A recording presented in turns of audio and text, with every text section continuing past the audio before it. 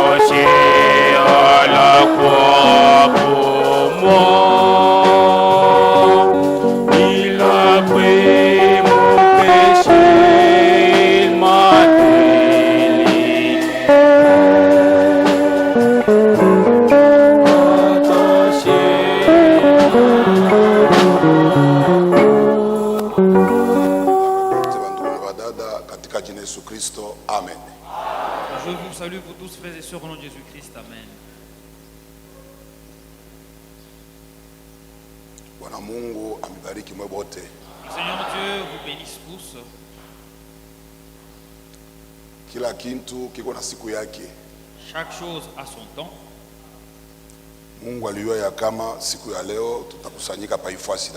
Dieu savait qu'en ce jour on se réunirait ici avec vous pour partager la parole de Dieu.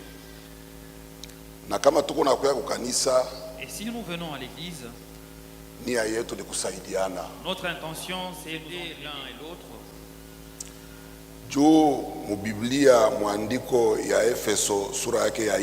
Parce que dans la Bible, dans l'écriture des Éphésiens chapitre 4,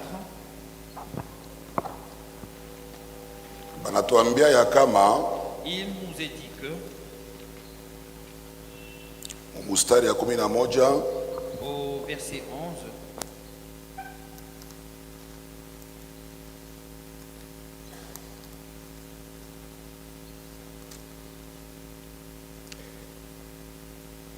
et il a donné les uns comme apôtres, les autres comme prophètes, les autres comme évangélistes, les autres comme pasteurs et docteurs, pour le perfectionnement des saints, en vue de l'œuvre du ministère et de l'édification du corps de Christ, jusqu'à ce que nous soyons tous parvenus à l'unité de la foi et de la connaissance du Fils de Dieu, à l'état d'homme fait, à la mesure de la stature parfaite de Christ, afin que nous ne soyons plus des enfants, flottants et emportés à tout vent de doctrine, par la tromperie des hommes, par leur ruse dans les moyens de séduction. Les ministères que Dieu nous a donnés, c'est pour édifier, pour perfectionner les saints.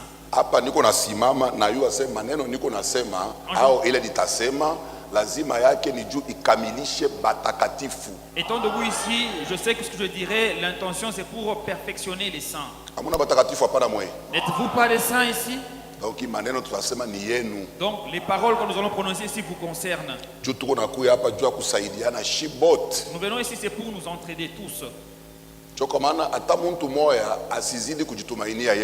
Si même une personne ne doit pas trop avoir confiance en elle-même, si vous avez trop confiance en vous, vous allez vous perdre. Ndugu Branham anasema message ya le guide. Branham dit dans le message à kiongozi. Asema siku moja anaenda kupori na bibi yake Meda. Un jour, il est parti en brousse avec sa femme Meda. Nawaza na kabebe kabo. Et je pense avec leur enfant. Ase twende tukawinde. Il dit allons faire la chasse. Pale beko naenda banamwambia sema muifore mnapoteaka bantu. Et quand il partait, on a dit à Branham que dans cette forêt les gens s'y perdent. Beba guide wa kuongoza. Prends un guide pour te conduire. Il anasema hapana, mimi najua pori très bien. Branham dit niet, moi je maîtrise bien la forêt. Mimi siwezi kupotea. Je ne peux jamais me perdre. Anasema wende. On dit bon, d'accord, vas-y. Anaenda na bibi yake. Et il est parti avec sa femme. Anamwacha quelque part. Il a laissé sa femme face fulani. Anamtengenezea katante. Et il a érigé une tente. Yeye anaenda kuwinda. Lui est parti chasser. Kule kwenye alienda. Et là où il est parti, anapotea. Il s'est perdu. Anakuwa anashinda kujiretrouver, alibaacha fasi gani? Il savait plus retrouver son chemin où il a laissé sa famille. Ndio kuanza kushunga shunguluka sasa. Et il a commencé à tourner en rond. Yeye kwenda hivi. Il va par ici. Yeye kwenda hivi. Il sort par là. Anatokea paka pale pale. Il ressort au même endroit. Yeye kwenda huku. Il entre par gauche. Anajiretrouver paka pale pale. Il se retrouve toujours au même endroit. Sasa anaanza kuwaza muro. Alors il commence à réfléchir dans son nikilalamika. Si je pousse des cris. Bale ben nilisema kama mimi najua sana. Ceux-là qui m'ont à qui j'ai dit que je connaissais beaucoup. Bataanza kunicheka. Vont se moquer de moi. Bon, je vais me débrouiller. Bon, t'as dit piga piga tout. Paka ta découvrir. Je vais me retrouver. Alitamba paka busiku bunanja kuya. Il a erré jusqu'à ce que la nuit tombée. Na Mungu wa mumbingu yuko namwangalia. Et le Dieu du ciel l'observait. Paka mwakati alifika mu niveau ya kusema. Jusqu'au moment où il est arrivé à dire Seigneur, je suis perdu. Mimi nishapotea. Paka pasa je suis perdu. Pala sasa mimi napotea. Mkono na mgusa hapa sasa. Je suis le secours qui ne manque pas. Anasema mimi ndio msaada yenyewe iko saki. Angalia kupembeni bibi yake yoyo. Et il regarde à côté, il a vu sa femme là-bas. Bila hata kwenda mbali kale katante keko pembeni mpaka pale balikuwa mpaka hapa. Mungu alipenda tu kumprove asema kama unazidi kujitumainia mu maisha utapotea. Kila mtu anapaswa kuwa besoin na mwenzake. Ministère Mungu alitupatia ni kusaidiana. Les ministères que Dieu nous a donné c'est pour se compléter. Na kujicompléter. Et nous aider aussi. Haina tu kumisaidia mwe. C'est pas seulement vous aider vous. Na shibe nyaba ubiri. Même nous-mêmes prédicateurs. Parce que Proverbe 27 verset 17 inasema ya kama kiuma njo kinanowaka kiuma kingine. C'est le fer qui aiguise le fer. Amen. Amina. Le fer aiguise le fer. C'est le ministère qui édifie le ministère.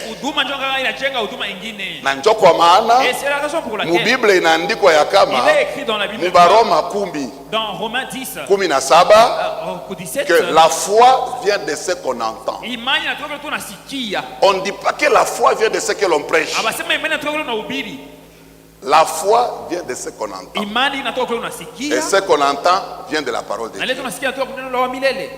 Donc, moi j'ai besoin de toi. Et toi tu as besoin de moi. Pour que nous nous entraidions et que nous marchions correctement. Quelque part, quand je lisais le frère Branham, l'homme de Dieu, que Dieu nous a envoyé dans cet âge, Moi, de Philadelphie. Kizazi ya Philadelphia. Mtu wa Mungu anasema hivi. L'homme de Dieu dit ceci.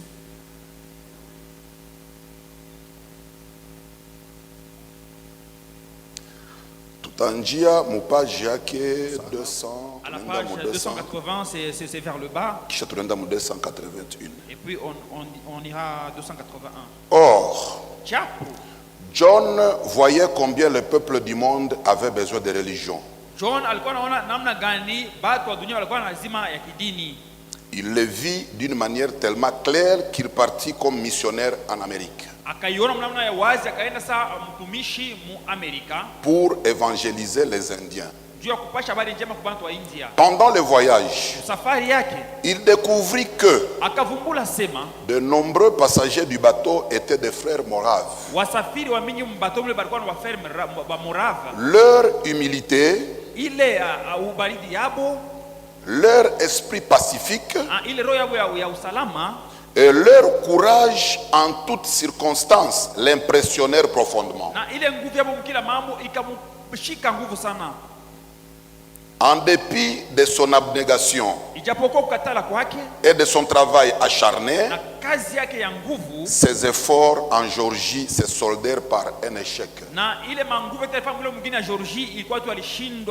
Il retourna en Angleterre en disant: je suis allé en Amérique pour convertir les Indiens. Mais oh, moi, qui me convertira? Nani atanibadilisha mimi mwenyewe John? Kila mtu unafuata? Est-ce que chacun suit? John Wesley ni messager. John Wesley est un messager. Wa âge ya Philadelphie. De l'âge de Philadelphie. Mnajua kazi ya messager ni kwenda kuhubiri neno. Connaissez le travail d'un messager, c'est prêcher la parole. Ni mtu mwenye kuchaguliwa na Mungu. C'est un homme choisi par Dieu. Alipata susi ya kwenda kuhubiri neno ya Mungu mu Amerika. Il a eu le souci d'aller prêcher en Amérique. Mais mule muzamiri yake ya ndani. Mais dans son fort baye kuanja kurudia kwake kwa Angleterre. Quand il rentrait chez lui en Angleterre, akaanza kujiuliza. Il se demandait. Nilienda kuhubiri ba Américains. Vous allez prêcher aux Américains pour que babadirike. Pour qu'ils soient convertis. Sasa mie. Maintenant moi. Mwenye atanibadilisha na mie ni nani? Qui va me convertir? Avec les frères Moraves. Akaenda kukutana wale banduku Moraves. Ce fut Pierre Boeller qui lui montra le chemin du salut. Ilikuwa ni Pierre Boeller ndio akamuonesha njia ya wokovu. Messager naye balamuonesha njia ya. Le messager à son tour, on lui montre la voie du salut. Juu ya kusema ya kama kila mtu yuko na besoin na mwenzake. Tout ça pour dire que chacun a besoin de son prochain. Mtu wa Mungu anasema tena hivi. L'homme de Dieu dit encore ceci. Siyo kama mnapendaka ujumbe hapa. Je ne sais pas si vous aimez le message ici. Il y en a d'autres qui n'aiment plus le message. Les images de Christ. Ma picha ya Kristo. Paragraphe 82. Karasa yake ya 82 mpaka 84. Jusqu'au 84. Verrai-je demain se lever ce soir dans cette salle? Parmi les membres de cette église et des autres églises. Quand j'ai dit cette église, je veux dire qu'il n'y a qu'une église.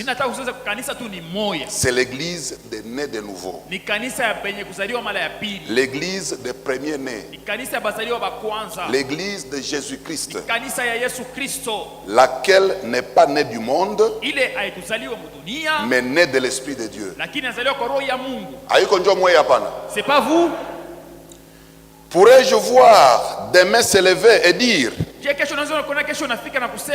Taweza kuona mikono kunyanguka na kusema, Dieu, Mungu, rends-moi comme Jésus. Unifanye nikuwe sawa Yesu. Façonne-moi, ô Seigneur. Unichonge Bwana. Lave-moi, ô Dieu. Unioshe Mungu. Que Dieu bénisse vos cœurs. Mungu abariki mioyo zenu. Lave-moi et je serai plus blanc que neige. Unioshe na nitakuwa safi kupita theluji. Seigneur, Bwana, il y a des petits déséquilibres et des détours dans ma vie. J'étais assis en train d'écouter frère Parnell.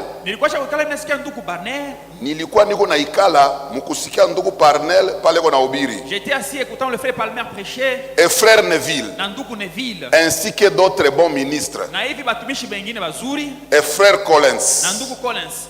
Et beaucoup d'autres frères qui prêchent. Na bengine bandugu na hubiri. J'étais assis. Nilikuwa mwenye kuikala. En train d'écouter. Niko nasikia. J'ai écouté. Nilisikia. Mais ce soir, Seigneur, lakini magharibi Bwana, j'arrive à cette conclusion. Nafikia kui mwisho hii. Qu'était-il en train de me dire? Bale batumishi balikuwa na hubiri ba Neville ba Parnell. Balikuwa naniambia nini? Ces ministres ici, les Neville, Palmer, qu'est-ce qu'ils me disaient? Qu'ont-ils essayé de me faire comprendre? Je vois qu'ils essayaient de me faire devenir semblable à Jésus. Et par moi-même, je ne pourrais y arriver. Je suis comme le léopard. J'ai des taches. Et si je les lèche, je les rends simplement plus blanches. Ils ne deviennent qu'un peu plus visibles au monde. Seigneur, fais en sorte que je m'oublie moi-même. Amen. Frère Branham anasema, Branham dit, quand j'entends Neville prêcher, quand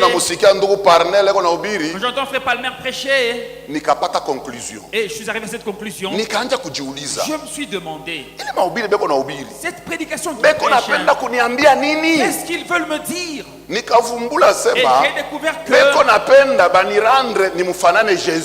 veulent me rendre semblable à Jésus. Parce que par moi-même, je ne peux pas y arriver.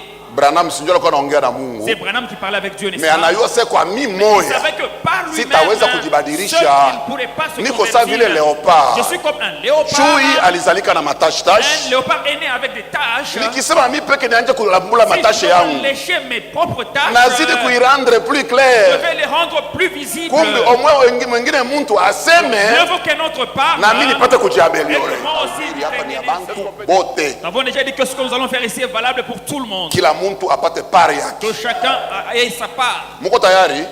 Est-ce que vous êtes prêts? Et vous avez la joie. Ainsi, il ne faut pas haïr les prédicateurs. C'est Dieu qui donne le ministère. Si quelqu'un dit qu'il est ministre, toi tu n'as qu'à l'aimer. Et s'il commence à prêcher, viens écouter sa prédication avec joie. Et parce que moi je préfère que tel prêche. Dieu n'est pas obligé de t'aider par celui-là seulement.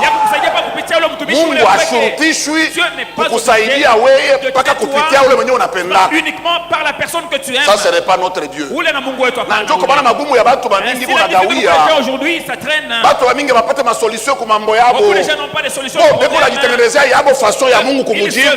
ule mhubiri wao upendake peut-être ndio ule Mungu anamutia maneno ya kusaidia magumu yako. Wewe na wewe haumupendake. Sasa utasikia utaponaje? Ce n'est pas possible là utapona. Hautamshurutisha Mungu akusaidie mnamuna yako. Tu ne peux pas obliger Dieu à t'aider comme toi tu le veux. Est-ce qu'on peut dire amen? Quand mtumishi wa Mungu anatumika, n'ayez même pas le temps de comparer les ministères. Huyu anayua kuhubiri kukushinda huyu. Vile vyote ni vya nini? Ile ile kidogo yenyewe kunasema. Si ni neno ya Mungu na itakusaidia. Dieu vous bénisse. Lisons maintenant pour prêcher la parole de Dieu. Genèse chapitre 29. Et voyons comment ça va évoluer.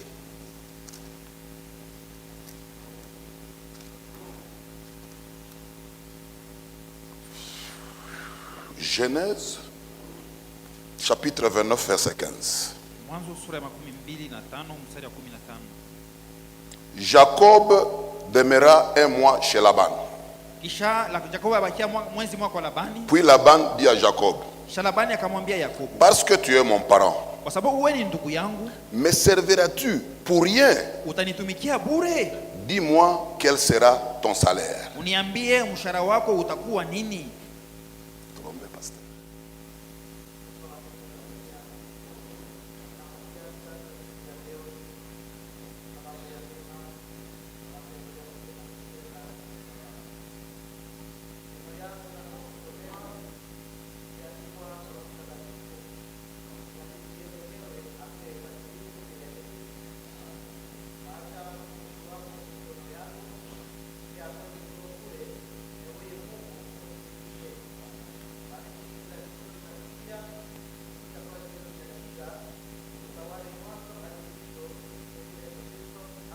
Amen. Le frère, que le scribe vient écrire. Quel sera ton salaire?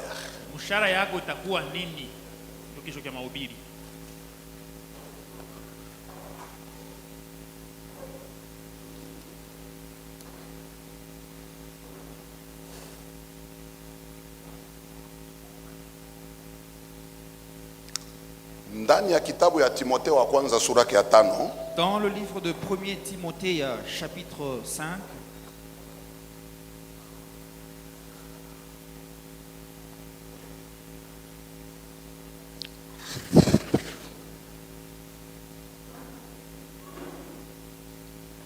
Mon verset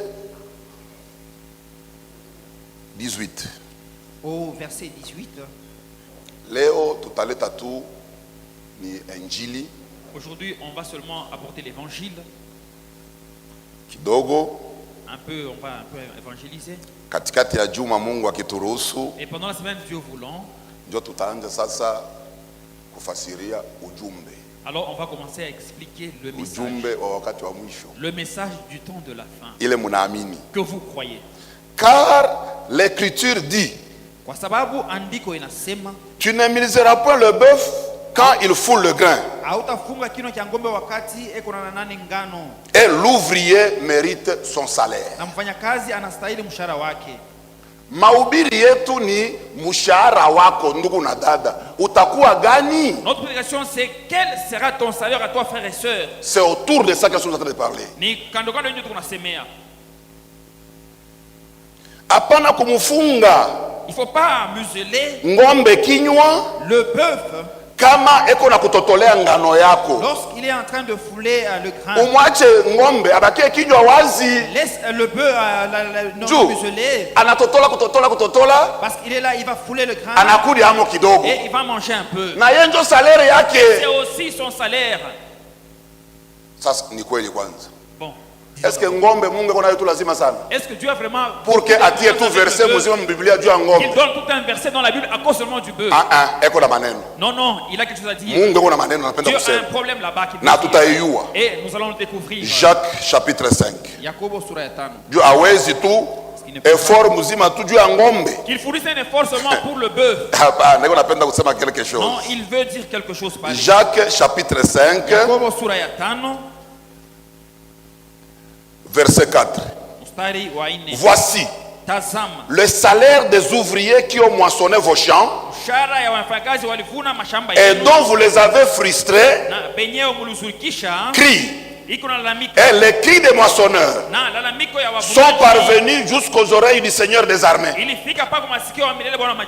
Bantu benye ulitumikisha kazi, mshahara wake unabagorofea, leo beko nalia. Aujourd'hui il crie. Na ile kilio et ce cri là iko namufikia Bwana Mungu wa majeshi. Arrive à l'Éternel des armées. Deutéronome 24 anasema hivi. Kumbukumbu la Torati 24 dit ceci. Verset 14. Mstari ya 14. Tu n'opprimeras point le mercenaire, pauvre et indigent, qu'il soit l'un de tes frères ou l'un des étrangers demeurant dans ton pays, dans tes portes. Tu lui donneras le salaire de sa journée avant le coucher du soleil, car il est pauvre et il lui tarde de le recevoir. Sans cela, il crierait à l'Éternel contre toi et tu te chargerais d'un péché. Est-ce qu'on peut dire Amen? Je sais que je suis en train de parler dans une église des hommes d'affaires.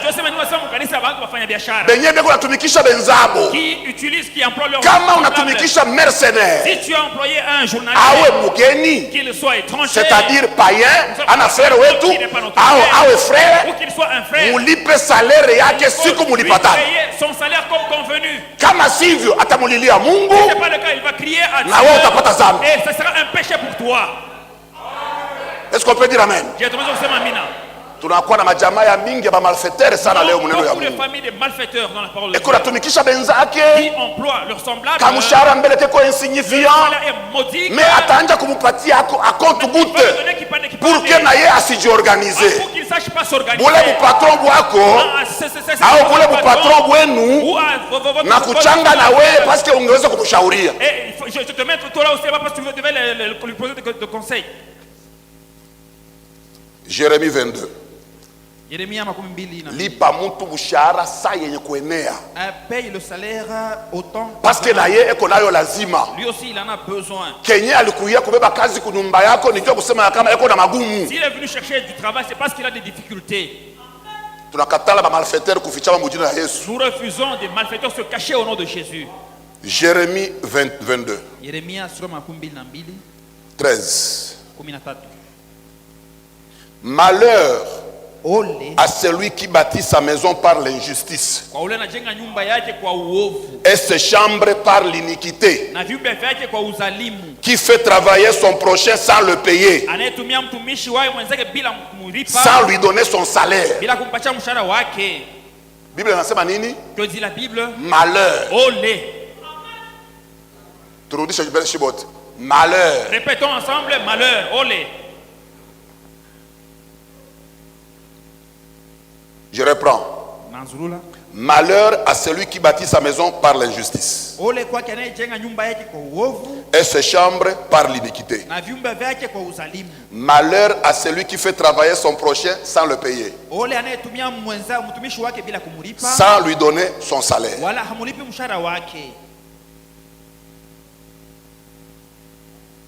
Lévitique 19.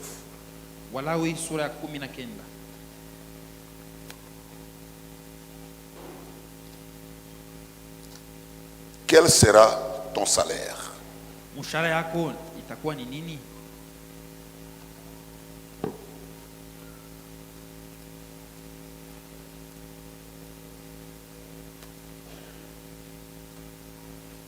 Lévitique 19, 13. Tu n'opprimeras point ton prochain et tu ne raviras rien par violence. Tu ne retiendras point jusqu'au lendemain le salaire du mercenaire. Muntu kazi ulimpatia aisha maliza. Tu as confié le travail, il a déjà fini son travail. Il doit commencer à poireauter là. Il ne sait pas t'aborder, tu es chef. Alors il est assis là-bas sur une brique. Tes enfants et ta femme le voient. Et tu ignores qu'il a aussi une femme et des enfants chez lui. Parce que jusqu'à 17h. À 17h. Et quand tu te réveilles, tu es encore là. C'est Ndio, patron. Oui, oui, patron. J'ai déjà fait. Bon, qu'est-ce que tu veux que je fasse? Mais je te vois, non? Je vais t'appeler. Et c'est ce que la Bible dit. Tu ne retiendras pas le salaire du mercenaire jusqu'au lendemain. Ses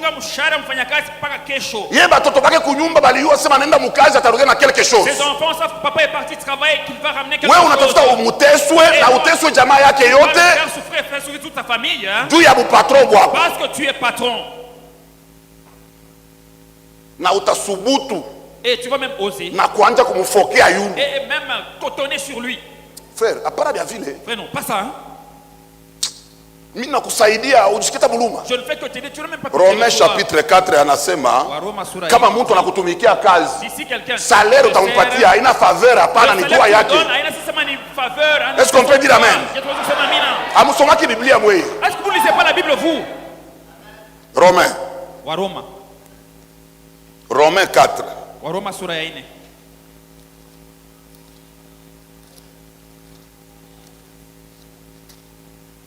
Or, 4.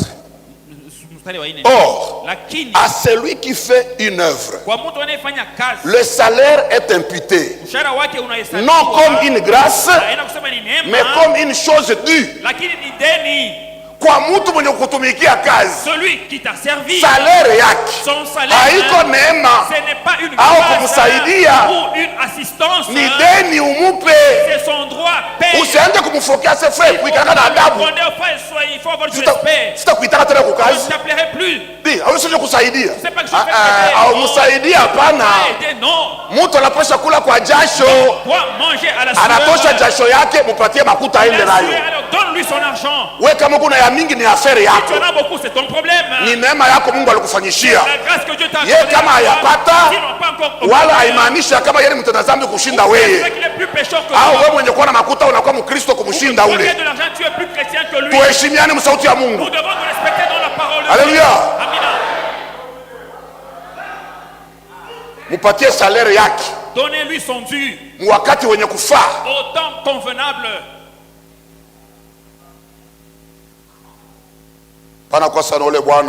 Ne soyez pas comme cet homme-là. On a travaillé pour lui. Il y a des désordonnés. Parce que vous avez de l'argent. La sœur, tu t'avises de gronder un frère parce qu'il travaille chez toi. Et le frère la disait à son frère, même si on fait respect, tu dépasses en tout. Frère asema hata alikuwa shamvumilia masiku mingi, akamjibu sasa hapana patron, aunishinde mubyote hapana, tu ne dépasses pas en tout, mukiro wewe aunishinde spirituellement là-bas toi tu ne dépasses pas, wewe tu mukiro aunishinde, dans le spirituel tu ne dépasses en rien. Alléluia. Amen. Soyons sérieux. Nous sommes les enfants de Dieu. Tuheshimiane. Ile makuta yenu munapata, muheshimie nayo watoto wa Mungu, muheshimie nayo watumishi wa Mungu, ndio itaendelea mzuri. Ni makuta kila siku. Haijibwake ku mambo yote. Ingine mambo inakuamaka mpaka Yesu wa mbingu akuyasaidia. Alléluia. C'est vrai. Ni kweli.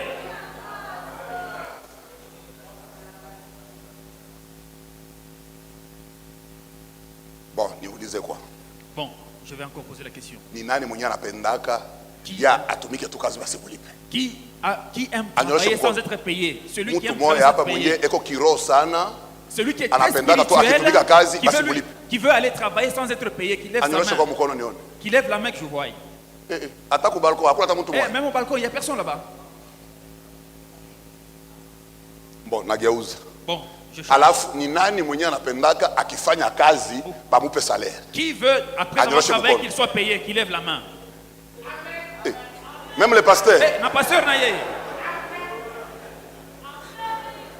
Moi je pensais que le pasteur allait dire que moi j'aime seulement travailler sans qu'on me paye. Donc si bote hapa tuko naikala tunapenda kama unafanya kazi après avoir travaillé upoke mshahara. Vous receviez votre salaire.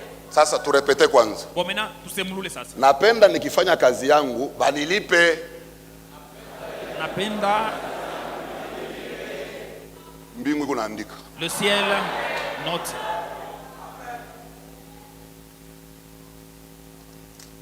Hébreu. Waebrania. Chapitre 6. Waebrania sura ya 6.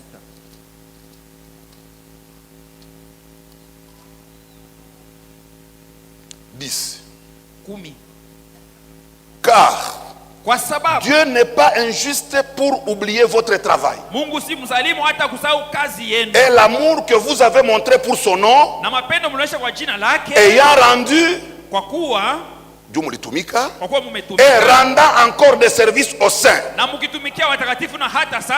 Mungu anamzalimu kwa sababu kazi ya mtu. Dieu n'est pas injuste pour oublier le travail de l'homme. Si bote tunasema ya kama tunapenda tukifanya kazi tulipiwe. Nous avons dit que nous voulons être payés après avoir travaillé. Na Mungu na yeye anatujibu ya kama na mimi Mungu sina mzalimu kwa sababu kazi ya mtu. Yoyote ile unanifanyishia mimi nitalipa. Moi je payerai. Est-ce qu'on peut dire amen? C'est la vérité. Notre Dieu n'est pas injuste. Tout ce que tu fais, insignifiant soit-il, hata ni kakazi kadogo kumacho ya bantu, mais kama tu ulikatenda mujina yake, ana mzalimu. Il n'est pas injuste. Il vous payera pour sûr. C'est pourquoi batoto ba Mungu. Pourquoi enfants de Dieu? Pourquoi ba Kristo? Soyons des chrétiens. Kumatendo ya muzuri. Par des bonnes œuvres. Tusukumane kumatendo ya muzuri. Nous devons nous efforcer dans des bonnes œuvres. Parce que yote tuko nafanya en Christ. Tout ce que nous faisons dans Christo, atailipa. Il le payera. C'est vrai. Psaume 28. Zaburi sura 28. Est-ce que kila mtu kwa hapa? Est-ce que tout le monde est là? Psaume 28. Zaburi 28 inasema hivi. Dit ceci. 4. Sura 4. Rends-leur selon leurs œuvres. Wape kadiri ya matendo yao. Tuseme amen. Disons amen. Patia kila mtu selon matendo yake. Donne à chacun selon ses œuvres. Et selon la malice de leurs actions. Na kwa kadiri ya ubaya wa matendo yao. Kufuatana na bujanja wa matendo ya kila mtu, Mungu mpatie kila mtu selon matendo yake. De chacun que Dieu paye. Tuseme amen. Disons encore amen. Rends-leur selon l'ouvrage de leurs mains. Donne-leur le salaire qu'ils méritent. C'est la Bible. Jukila kazi tunapenda ilipiwe. Parce que nous voulons que chaque travail soit rémunéré. Ikiwa mubaya au ya mzuri, bon ou mauvais, inapaswa kulipwa. Ça doit être payé. Tuseme amen. Disons amen. Haiko mie, c'est pas moi, c'est la Bible. Rends-leur selon leurs œuvres. Selon la malice de leurs actions. Rends-leur selon l'ouvrage de leurs mains. Donne-leur le salaire qu'ils méritent. Mwanadamu ndio ataweza kukotola. Unamfanyisha kazi mingi kasalaire kadogo. Au kazi kidogo salaire mingi. Mais Mungu wa mbingu ana vile hapana. Atakupatia salaire paka yenye kuambatana na kazi yako ulifanya. Parce qu'il est un Dieu juste. Amen. C'est vrai ce que nous disons. Mungu anapanaka salaire. Dieu donne paka conformément na kazi yenyewe kunafanya. Conformément au travail que vous faites. Iwe mzuri salaire kunakuya. Bon, il y a un salaire. Iwe ya mubaya salaire kunakuya. Le salaire vient. Atuende michezo tu mukanisa hapa. On ne vient pas pour des blagues à l'église. Tuko naende batoreshe cha kufanya. Nous venons qu'on nous montre quoi pour faire. Pour que tuevite déjà bisteli kufanyika. Pour que nous évitions ce qui kila kitendo kitalipwa. Chaque acte sera payé. Amen. Esaïe chapitre 40 inasema hivi. Isaya sura 40 dit ceci.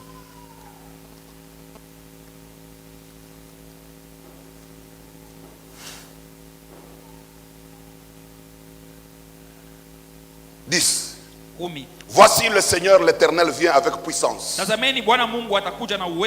Et de son bras il commande. Voici le salaire est avec lui. Et les rétributions le précèdent.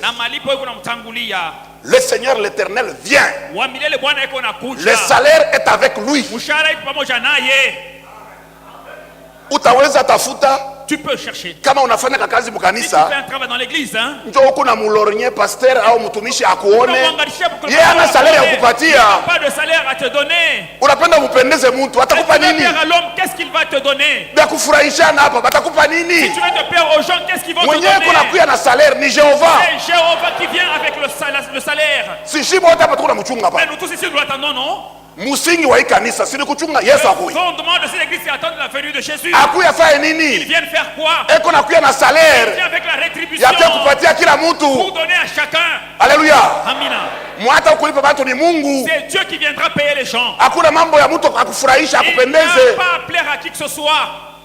Hii ni kweli niko nasema. Ce que je dis est la vérité. Kama uyavumbulaka vile dada, si tu n'as jamais découvert ça, ma au mon frère, uko unapenda kufurahisha watu, tu veux plaire aux hommes, hein, au utapata kitu kwa mtu, tu n'auras rien devant Dieu. Hata akutape, même si il te vante, haitakurefusha wala kupunguza. Pas augmenter ta taille ou encore la utabakia mpaka vile gisi tu uko. resteras tel que tu es. Kuko na kuya mtu moya. Quelqu'un vient. Patron mwenyewe wa kazi tunafanya hapa. Eko na kuya. Il vient. Na Biblia inasema ya kama salaire eko nao yeye mwenyewe. Son salaire. Alléluia. Le salaire, il vient avec son salaire. Lui-même le patron de l'église. C'est la vérité. C'est lui qui doit payer. Car il est témoin de tout ce que nous faisons. Ana ta besoin de mfasiria sema baba Mungu ona huyu anafanyaka hivi na hivi. Il n'a pas besoin qu'on lui en parle. Lui-même est témoin de tout ce qui se fait, que ça soit dans la lumière ou dans l'obscurité. L'Éternel voit. Et il vient avec le salaire et la rétribution. Batoto ba Mungu mukanisa, kama muna comprendre hii mambo lingu nasema hapa, kila mtu ataingia mukazi tu amupendeze ule wa yule. Alléluia. C'est vrai. Frère, ukuna sababu ase Mungu anaona vitu vyote. Tu oublies que Dieu voit tout. Dans le livre de Jean, au chapitre 1er,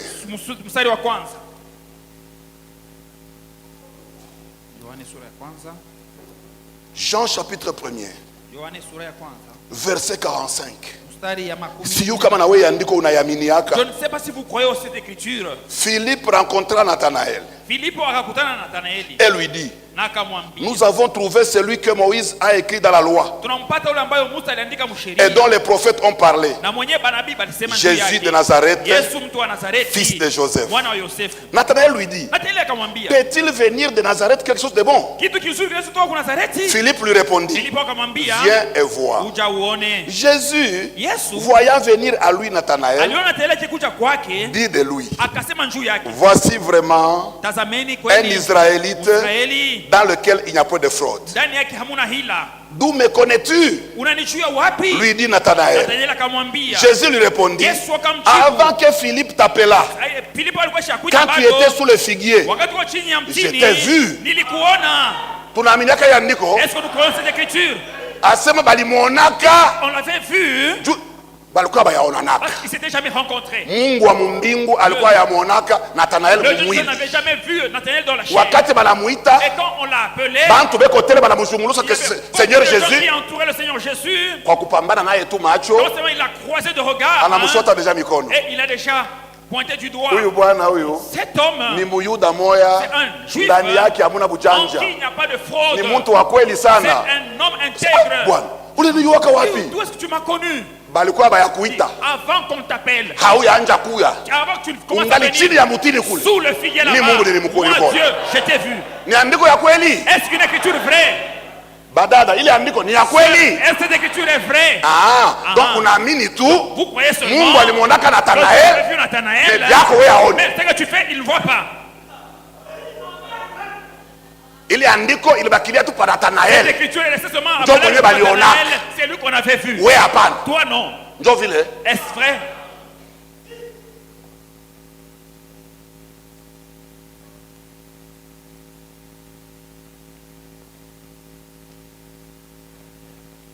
Dans le psaume, chapitre 33,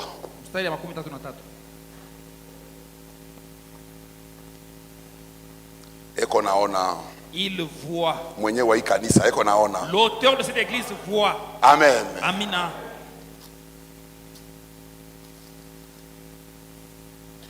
Psaume 33, verset 13. L'Éternel regarde du haut des cieux. Il voit tous les fils de l'homme. Du lieu de sa demeure, il observe tous les habitants de la terre. Est-ce qu'on peut dire amen? Du haut des cieux, il observe seulement tous les fils de l'homme. Il les voit.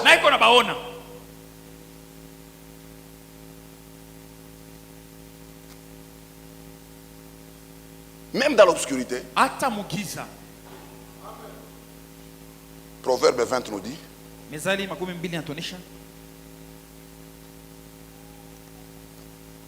même dans l'obscurité. Proverbe 20, 27 nous dit ceci. Tu peux te cacher dans l'obscurité. Vous faites des réunions pour trouver l'église dans l'obscurité. Mais là où tu te caches, dans cette chambre-là, si et simplement vous respirez, votre souffle devient une lampe. Le souffle de l'homme est une lampe de l'Éternel. Il pénètre jusqu'au fond des entrailles. Au moins mufanye maréunion mugiza na amupumu. À moins que vous fassiez une réunion dans l'obscurité sans respirer. Mais pas le penye unafanya bubaya kama uko na respirer. Quand vous respirez, si vous faites le mal, ile pumzi uko natosha, le souffle que vous avez, ni ampoule inawaka. C'est une ampoule qui s'allume. Mungu anaona et Dieu voit, ni fulani huyo anafanya hivi. C'est elle qui fait ça. Est-ce qu'on peut dire amen? Mais c'est la Bible. Le souffle de l'homme est une lampe.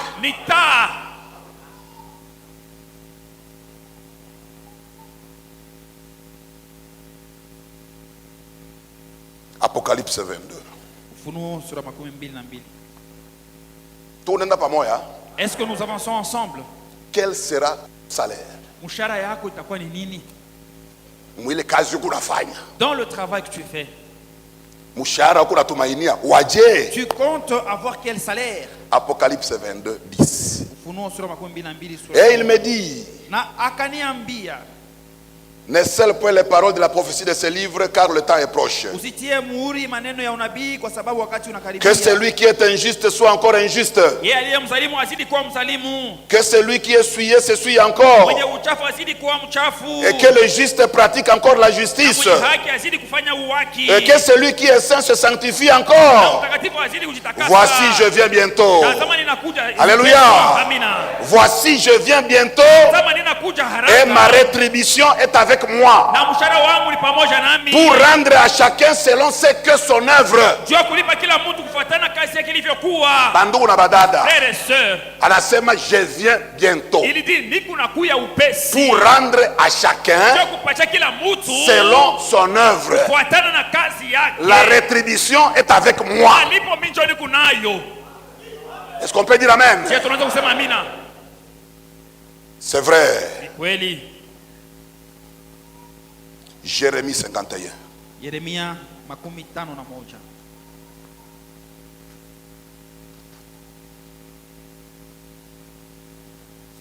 6.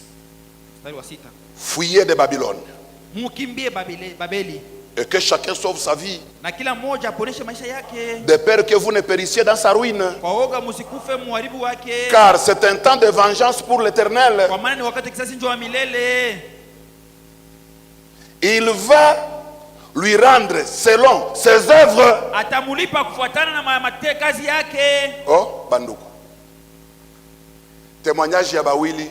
Le témoignage de 2 ou de 3. Il fallait que Dieu doit se faire comment? Doit être accepté. Nous avons lu plus de 3 écritures. Ils nous disent que Mungu, Dieu, le patron de cette église, vient. C'est lui qui vient avec la rétribution. Il donnera à chacun disons amen. C'est la vérité, mon frère, ma soeur. Unapaswa kujiangalia mzuri. Mui kanisa ya ujumbe yetu unakuya. Na tunakuwa deja ni kumwisho ya nyakati. Kila kakitu uko na pose. Mungu unaona. Tuseme amen. Ukitabiri bafere kitu kia bongo. Si tu prophétises une fausse chose, unaumba onction ya bongo. Et tu cherches une fausse onction. Oh, Mungu alinionyesha hivi na hivi. Juu mchomole fere makuta. Jehova yako naona. Na atakuwa kukulipa. Et il viendra te payer. Tuseme amen. Disons amen. Dada pale unaikala. Sœur, quand tu appelles kunyumba yenu, chez vous à la maison, akuikala ketele bandugu ya bwana yako. Il n'y a plus de beaux frères. Tu bote unabachonganishiaka maneno. Bonjo babaya. Banafanyaka hivi na hivi. Wa mbingu yako naona. Le céleste voit. Sasa hivi ungali mzima. Tu es encore en vie. Hayakugusa bado. Et t'as pas encore touché. Endelea. Continue. Tuseme amen. Disons amen. Na benzako bwana kutapa. Et aussi tes amis te vendent te glorifient. Unaweza lakini. Kusambaza hivi bantu vyote kubisambaza. Yenye kuya kuderanger. Ceux qui viennent déranger. Bakufeliciter vile vile. On continue à te féliciter. Mungu wamo. Mais au ciel il y a un Dieu. Mwenyewe unaona. Asema mwenyewe na séparer hii jamaa. Ni wewe. C'est toi. Wewe tawala. Continue. Règne. Mungu akubariki. Dieu te bénisse. Tuko na chunga Mungu. Nous attendons Dieu. Mwenyewe uko nakuya. Qui vient. Akuya lipe batu. Qui vient payer les gens. Wewe kazi yako ni kuchonganisha. Ton travail c'est opposer les gens. Wewe kazi yako ni kuchonganisha. Ton travail c'est opposer les gens. Bwanangu sikia. Mon mari écoute. Huyu ndugu yako nani hivi na hivi? Ton frère X là. Pour que achukie ule. Achukie ule. Leo jamaa inamdeconsidérer bwana yako. La famille te considère ton mari. Banakuwa namuona sasa vile mtu msho akili. On le prend comme un sans intelligence. Parce que jamaa yote inamsambara. Parce que toute la famille elle a quitté. Na yeye akukomalaka vile. Et lui n'avait pas grandi de la sorte. Ile tabia inatoka wapi? D'où vient ce caractère? Mtu wa Mungu Branham anasema. L'homme de Dieu Branham dit. Ukioa bibi mubaya. Si tu épouses une mauvaise femme. Uko na bahati mingi. Tu as beaucoup de chance. Yanaweza kudevenir mtu mubaya. De devenir mauvais. Bahati ya kumgeuza yeye ni kidogo. Il y a peu de chance pour la changer. Disons amen. Dada endelea. Sœur continue. Uko mwanamke wa kizungu. Tu es une femme civilisée. Chomola makuta mnyumba yenu. Continue de prendre zile wako pa caisse. Comme toi tu es na wewe uko responsable kuyenu jamaa. Et tu es responsable. Na wewe anja kuyenga kwenu. Commence à construire chez toi. Mbingu buko Mungu wako. Au ciel il y a un Dieu. Mwata uko lipa batu. Qui viendra payer les gens. Tuseme amen. Disons amen. Parce que shiba Kristo. Parce que nous chrétiens. Tunayua sema. Nous savons que bibi na bwana. L'homme et la femme. Ni maisha ya watu bawili. C'est la vie de deux hommes. Mu kila kitu. En toute chose. Hata mu mali yangu. Même dans nitakutia amo je vais na zamiri safi. Avec une we iba, chomola makuta bila ruhusa yangu, tuma kwenu, mbingu mko Mungu wako. Alléluia. C'est la vérité. Je viens. La rétribution est avec moi. Je viens avec le salaire. Bomola mimba musiri. Na hakuna mwenye atayua. Lakini Mungu anayua sema. Psaume chapitre 103. Tule tumishipa tulikuwa nje mkuungana mule mtumbo yako. Mungu aliona sema ni muntu. Wewe unamuua. Kama ni wewe angelikuuaka vile. Dada fulani leo angelikuwa wapi? Bomola mimba. Kanisa itayua wala unabii haitasema, mais je suis l'Éternel, je viens avec la rétribution, dit l'Éternel des armées. Alléluia. Dada, wewe ndio maîtresse, c'est toi ndio mwalimu. Fundisha mtoto wako atoshe mimba. Enseigne ta fille musipate haya mkanisa. Pour que tu n'ailles pas en dans l'église. Je sais pas comment éduquer. Vous ne savez pas comment aller watoto. Fanya manœuvre yako. Fais tes manigances. Atoshe mimba musiri. Qu'elle avorte en secret. Je suis l'Éternel. Je vis avec la rétribution. Dit l'Éternel. Quel sera ton salaire? C'est la vérité.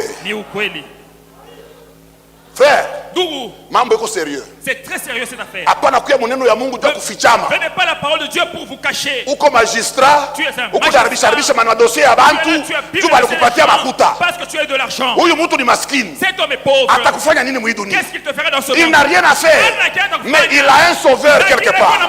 Il a son créateur dans le ciel. Je suis l'Éternel. La rétribution vient avec moi. Mon magistrat gani bule bwa ovyo. Quel magistrat vil que tu as. Wewe ulipaswa kufanya difference. Mungu enda akapate muntu wa kuhukumu naye ba magistrat wengine. Il va juger d'autres magistrats. Muile kazi yote mtoto wa Mungu anafanya. Chaque travail qu'un enfant de Dieu fait. Yeye anapaswa kuwa moderne. Lui doit être mfano. Tu Mungu hatakosa ba témoin pour kila kazi. Dieu ne manquera pas de témoins. Alléluia. Amina. Je suis l'Éternel. Mimi ni wa milele. Je viens. Bientôt, et la rétribution est avec moi. Pour rendre à chacun selon ses œuvres. C'est la vérité. Jérémie 16.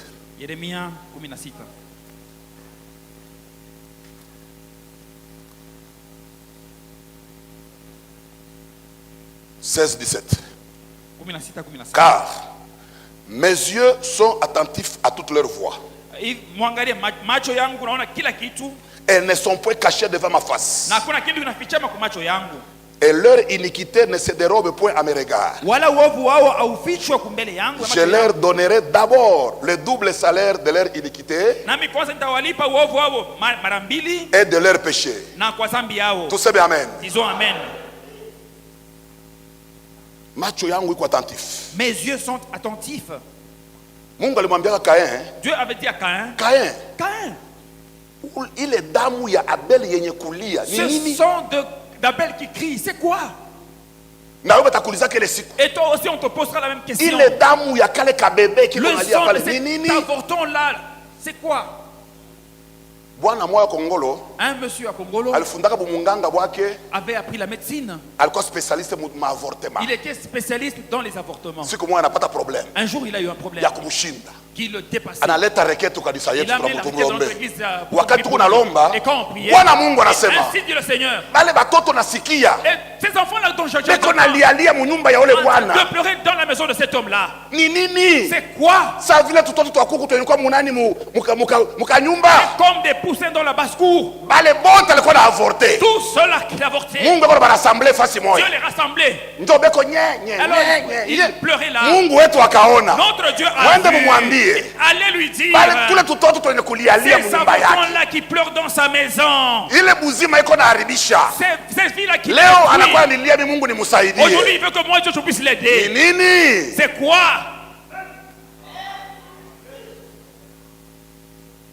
Très bien. Frère, nous servons Dieu. Très bien. Notre Dieu est bon. Il ne peut pas se tromper. Même si nous jugeons, l'un rejette la faute sur l'autre, rejette la faute sur l'un. Ne te tracasse pas. Il y a le patron de l'église qui connaît. Alléluia. Amina. Frère, toi tu sais vraiment te défendre. Tu es vraiment un bon parleur. Tu feras tomber ton adversaire. Mais Dieu vient. Dada. Sœur. Toi tu es une réduction de Kasongo. Tu sais comment ranger. Parle. Et tu auras toute la raison. Mais il y a un Dieu au ciel. C'est la vérité. Amen. Amen. Apocalypse anasema hivi. Ufunuo dit ceci. Chapitre yake ya pili. Au chapitre 2.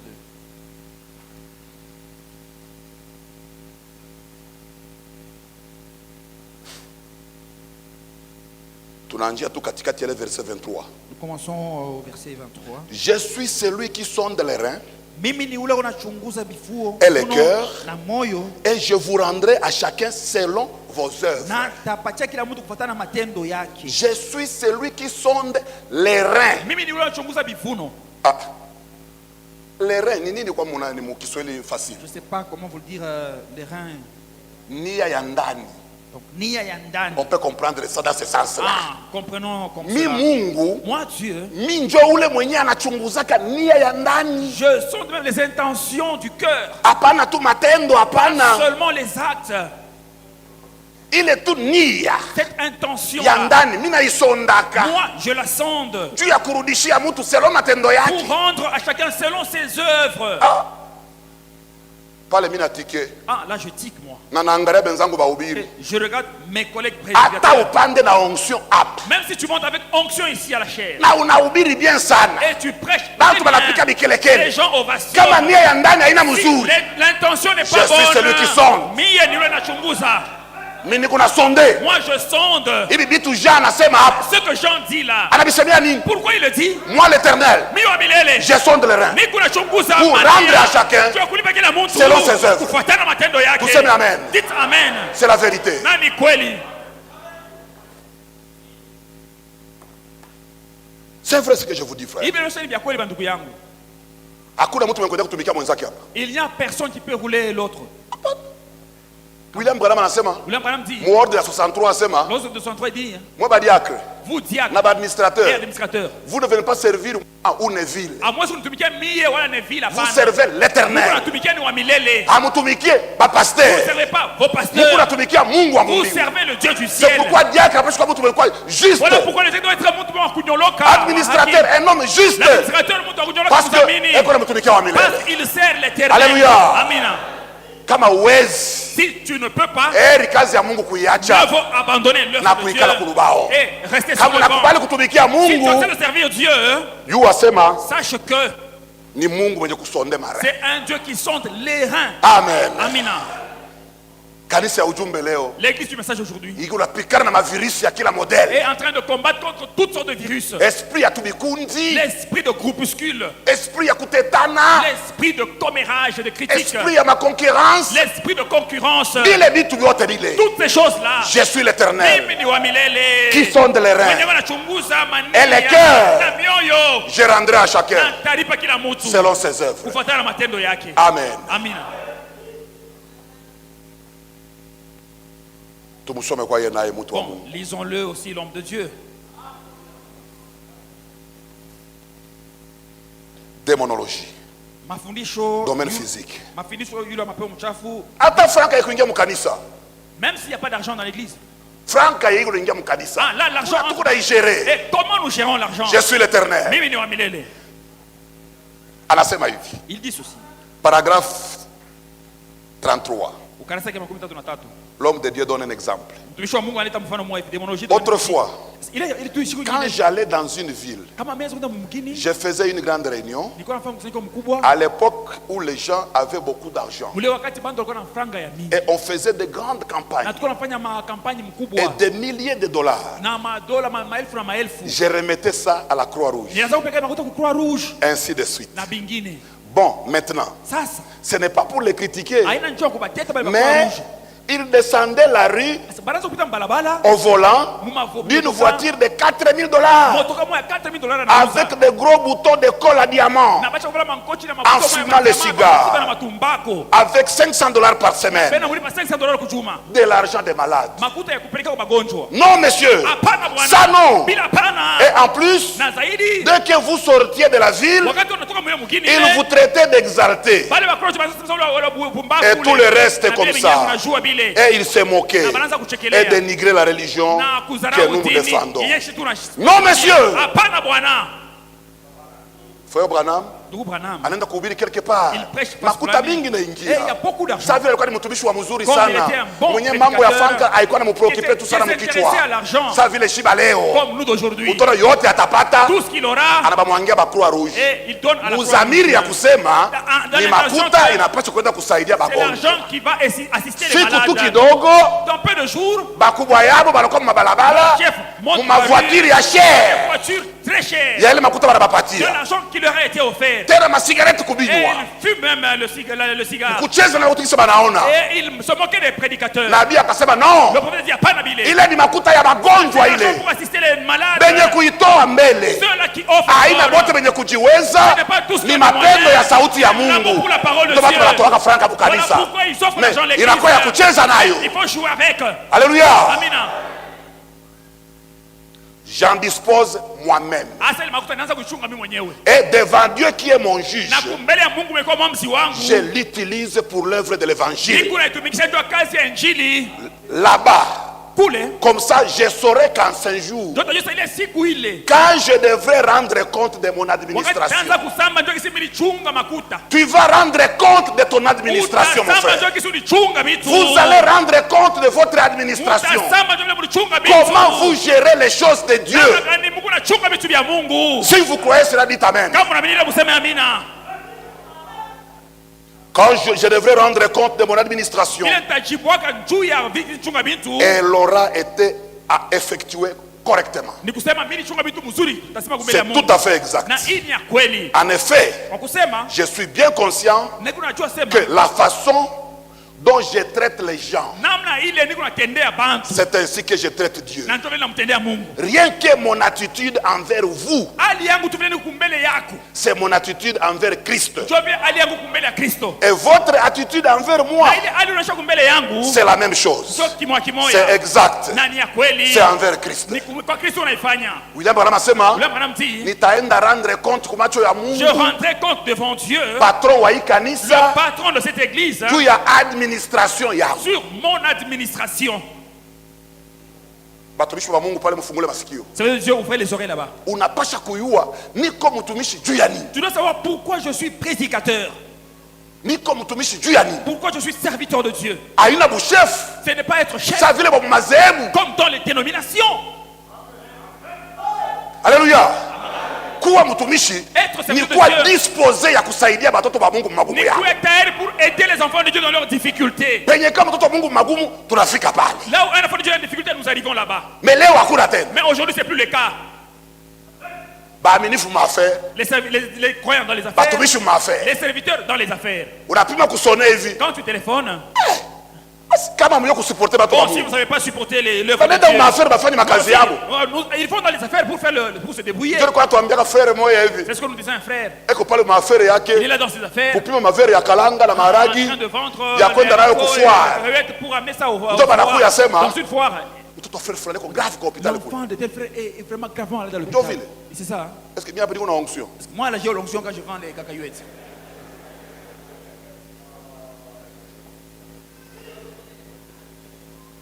Munachaka ni mambo mzuri. Quand vous riez là, c'est une bonne chose. Est-ce que mimi kuna onction hapa kwenda kulomba? J'ai l'onction pour aller prier pour les malades. Niko ambrouillé hapa na makonti yangu ya mavere ya nani ya kalanga kwenda kufuare hapa. Pour préparer mes cacahuètes et mes haricots. Tutasamba. Nous répondrons. Tutasamba kwa macho. Nous aurons à répondre devant Dieu. Donc, En tant que serviteur de Dieu, en tant que pasteur de l'église, nous avons une administration dont nous rendrons compte devant les propriétaires de l'église. S'il y a des fonds dans l'église, ça doit être affecté correctement parce que le patron de l'église est là. Est-ce qu'on peut dire amen? C'est vrai. Frères et sœurs, je suis l'Éternel. Unaangalia kimya, mwanamke mwenye unapenda kuoa wa kule kwenda ku universite hayaamini message. Njoo unamuita busiri, alors tu l'appelles kuya mukanisa yetu, viens dans notre église, ukuye uamini, viens croire. Dada na wewe unakokota payen wako kuya, bakisha kubatiza tu, njoo unakuya sasa nataka kuoa, pale bila kwa bien.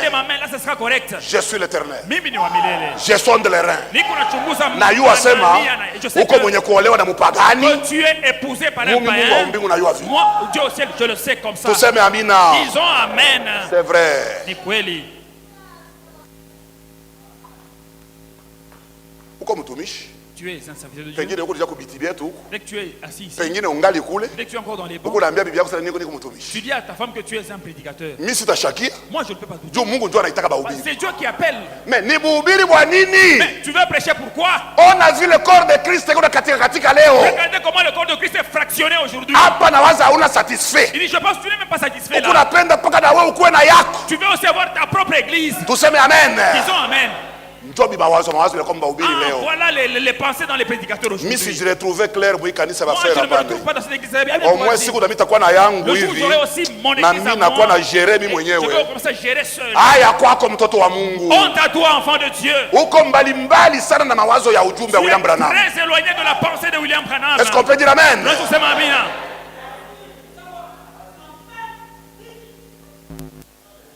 Msikie kwanza.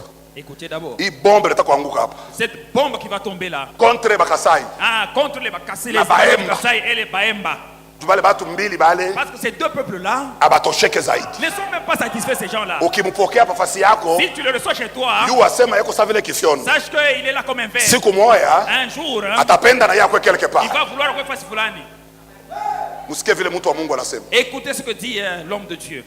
En tout cas, pardonnez-moi si j'ai cité je n'étais pas mal intentionné. Mais les actes qu'il pose, c'est ce qui n'est pas correct. Disons amen.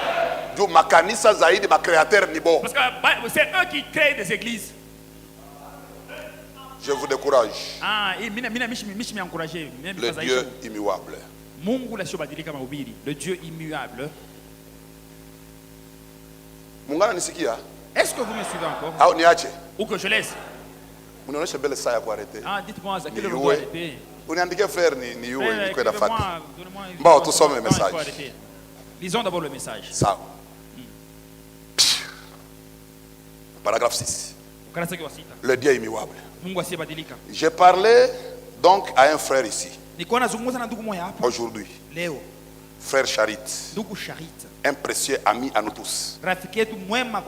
Et nous le connaissons tous. John Charit. Un chic frère. Il a dit, frère Branham, je vous ai souvent entendu dire que vous viendrez vivre à l'ouest un jour. Et j'ai dit, oui. Le dernier lien qui me retenait à l'est s'en est allé maintenant. C'était ma mère. Il y a quelques jours, elle est rentrée à la maison pour être avec Jésus. Et la mère de mon épouse s'en est allée aussi. Branham alikuwa na souci ya kuhamia kuweste. Branham avait le souci de déménager vers l'ouest. Selon étoile ya ministère yake. Sasa aussi longtemps que mama yake muzee na mama wa bibi yake balikuwa bangali bazima. Sa vieille mère et la maman de son épouse étaient encore en vie. Sa vile batoto bazuri banshughulikiaka bazazi yabo bazee. Les bons enfants s'occupent de leurs parents vieux. Prophète akasema bibi yangu tusiame kwanza. On ne doit pas déménager. Kuama na bazee itakuwa ni shida. Déménager avec ces vieilles personnes. Tubachunge kwanza. Alors on doit rester ici pour les garder. Muda yote bangali bazima tuishi nabo. Qui seront en vie, on doit vivre avec eux. Nous fouillons les nôtres.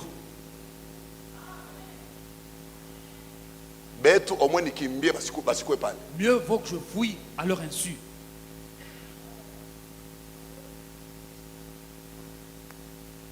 C'est donc vrai.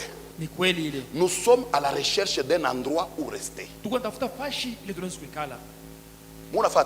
Est-ce que vous suivez? S'il nous arrive d'atterrir dans les environs de Tucson, à Phoenix, et que le Seigneur nous conduise par ici, je n'aurai jamais l'intention de commencer une église. Non. Non, je ne ferai pas cela. Je suis un missionnaire. Et puis quand je viens, j'aime aller d'église en église dans une telle communion. Je pense que ici, vous avez de bonnes églises. Nous avons beaucoup d'églises. Il nous faut juste les remplir. C'est tout. C'est ce qu'il nous faut. Faites simplement cela. Serviteurs, faisons simplement cela. En effet, quand quelqu'un commence une nouvelle église, où que ce soit, et alors, voyez-vous, elle devra tirer ici, un peu ici et un peu là. C'est la chose qu'il ne faut pas faire. Si donc le Seigneur me conduit, je veux que les frères sachent que ce ne sera pas pour commencer une autre église. Ce sera juste venir ici pour communier avec chacun de vous. Est-ce qu'on peut dire amen? Amen. Quelqu'un que tu vas recevoir avec lui, tu restes avec lui. Il cherche un jour il commence une église face même si tu as le Saint-Esprit qui te coule même, il part avec eux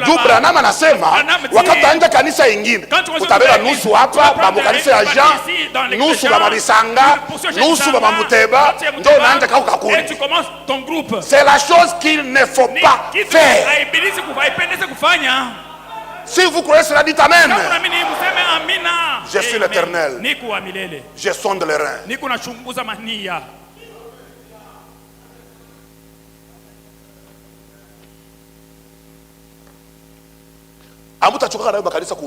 Vous n'allez pas voir les églises. Vous n'allez pas vous fatiguer avec les églises. Il y a des églises qui gèrent même 20 prédicateurs et c'est calme. Mais comment nous sommes-nous là? Vous êtes là et puis avec un beau bâtiment, vous avez construit, sont toujours dans la tête des gens. Insatisfaits mais que tout vile ils sont comme cela. Avec des je suis l'Éternel. Je sonde les reins. Alléluia. Si tu sers Dieu, tu dois savoir que le patron est au ciel chaque jour. Tu dois savoir. Amen. Amen. C'est comme un monsieur qui prêchait en Amérique avec zèle. Les gens croyaient. Un jour, il arrivé, Dieu lui a dit, aujourd'hui, tu recevras un ange pour te donner ma pointe au. Et quand il a eu sa note, sur 100, pas 100, pas 1000, 7% je crois correct. 7% je crois sabatu. Et pourcentage yote de mabidi yake ya mumwili. Le reste c'est le charnel, la cupidité, la popularité. Dieu côté. Si anasema je suis l'Éternel. Il sondait. Ndani ya mtumishi wangu. Il dit dans mon serviteur de Dieu. Mapendo à peuple de Dieu. L'amour pour le peuple de Dieu. 3%. 3% Dieu vous. Amu. La soif. Ya kunitumikia. De me servir.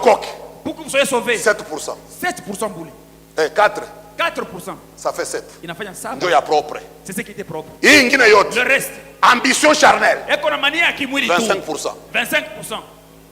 Orgueil pour son église. 35%. 35%.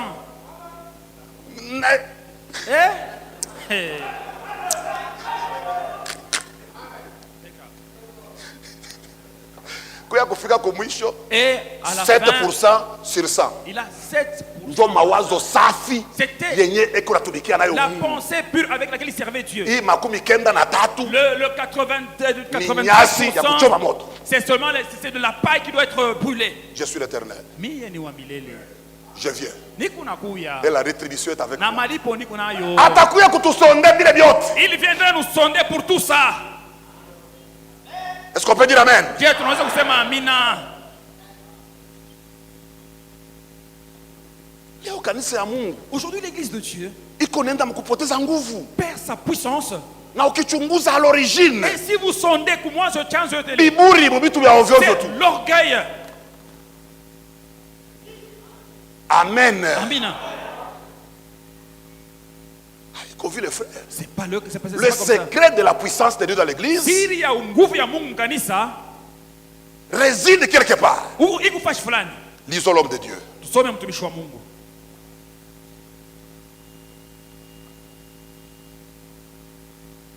Le christianisme contre l'idolâtrie.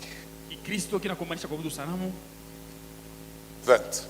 Karasa ya makumi mbili. En étudiant l'histoire de l'église primitive, mukusoma hadithi ya kanisa ya kumwanzo, ainsi que plusieurs de leurs commentaires là-dessus, na biamingi basema pa ile mambo ile, les pères nicéens, bale baba bakunise, et hier, na jana je venais de terminer avec la vie complète de Saint Martin, nilimaliza na maisha yote ya mtakatifu Martin, que l'église catholique refusa de canoniser. mwenye kanisa katolika likatala kumsema kama mtakatifu. Dieu le fit. Mungu yalifanya. Sur sa remarquable vie, Pa maisha yake ya kushangaza. Et comment les mêmes signes et merveilles ont accompagné cet homme tout au long de sa vie. Comment il ressuscita deux morts, chassa des esprits impurs, parlant en langue inconnue, et eut des visions et tout. Eh, quel grand homme. Mais cependant, le secret de sa puissance résidait dans l'humilité devant Dieu. Batoto ba Mungu, enfant de Dieu, batumishi ba Mungu, serviteur de Dieu, laissons-nous attirer par ce qui est humble. Plus nous descendrons, plus la puissance de Dieu va se manifester. Alléluia. Amina. Mungu apenda kiburi. Dieu n'aime pas. Et aujourd'hui, nous trouvons que l'église, bien qu'elle enseigne la puissance qu'elle a, nous avons la puissance. Nous avons la puissance. Et qu'elle enseigne les signes qui doivent suivre les croyants, nous les trouvons cependant enflés d'orgueil.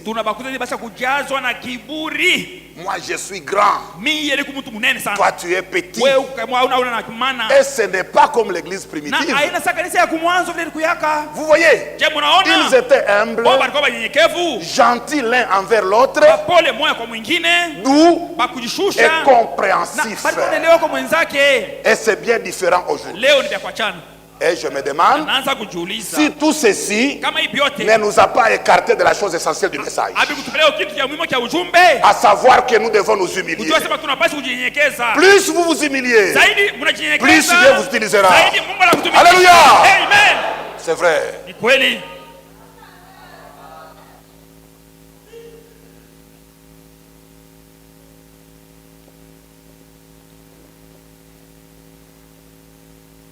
Israël siku moja. Un jour Israël. Mfano wa kanisa tuko naye. C'est le type de l'église que nous avons. Kitabu cha Samuel chapitre 14. Dans le livre de Samuel chapitre 14. Verset 24. Tusome neno ya Mungu. Lisons la parole de Dieu.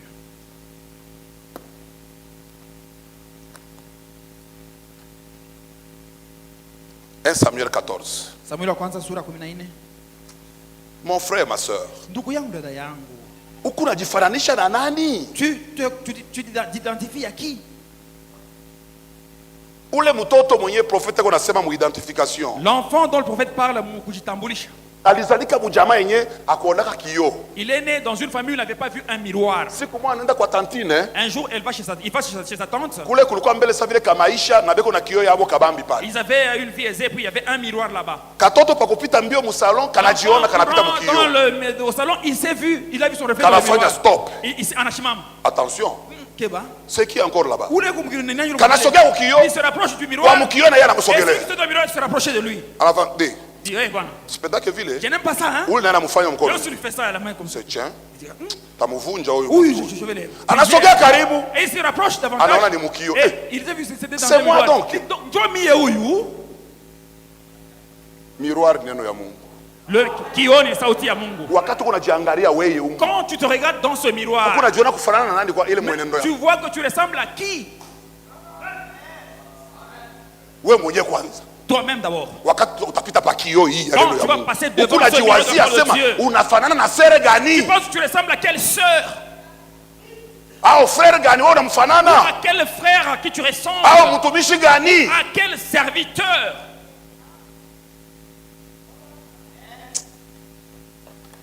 Tutambuke pale. Bon. 1 Samuel 14. Samuel kwanza sura 14. Tunataka kutoka neno lingine hapa.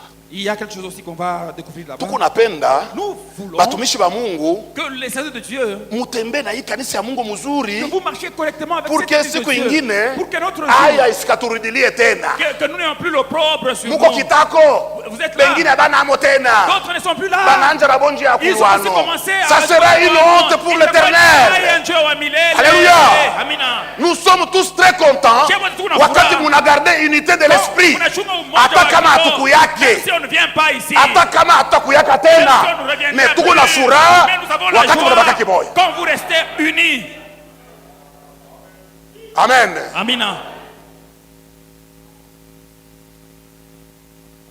Sikia Israël. Écoutez Israël. Vile gisi maneno inaanjaka. Comment les problèmes commencent toujours.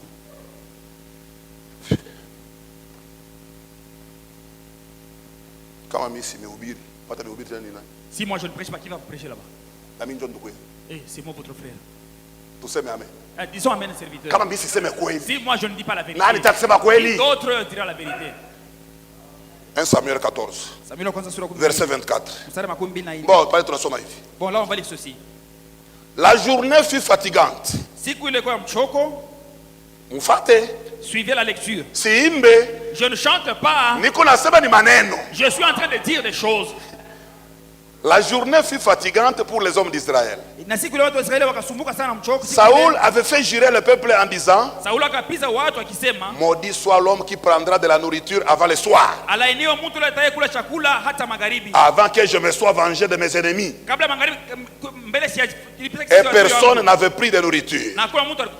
Tout le peuple était arrivé dans une forêt où il y avait du miel à la surface du sol.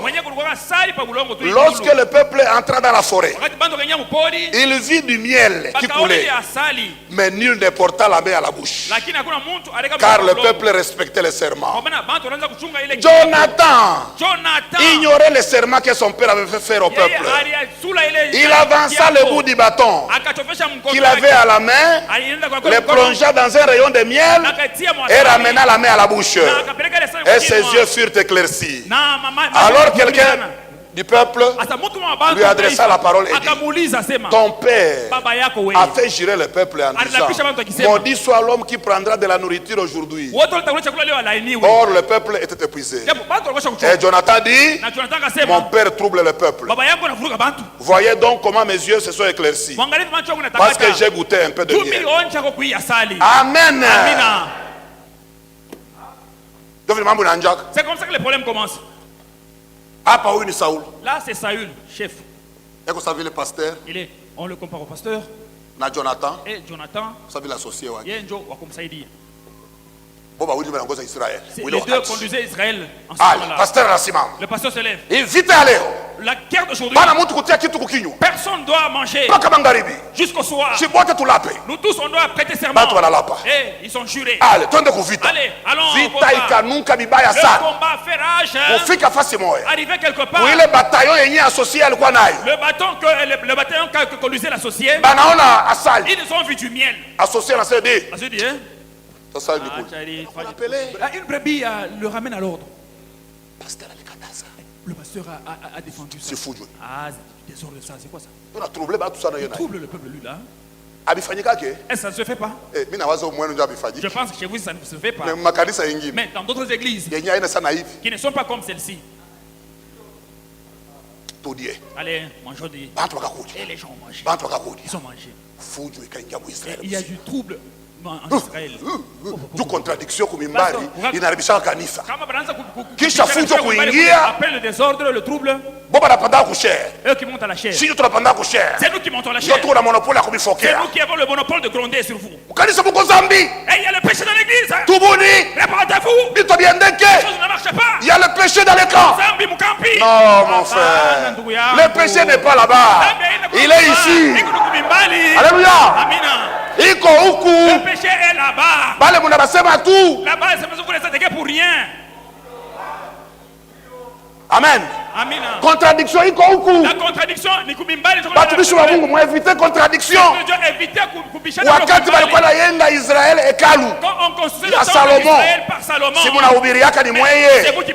Asema abakuwa nasikaka marto mukulia.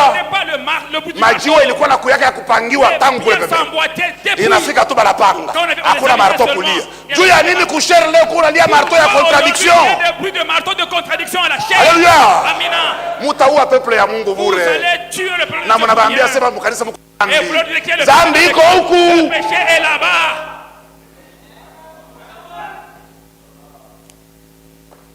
Mungu atubariki. Je suis l'Éternel. Quel sera ton salaire?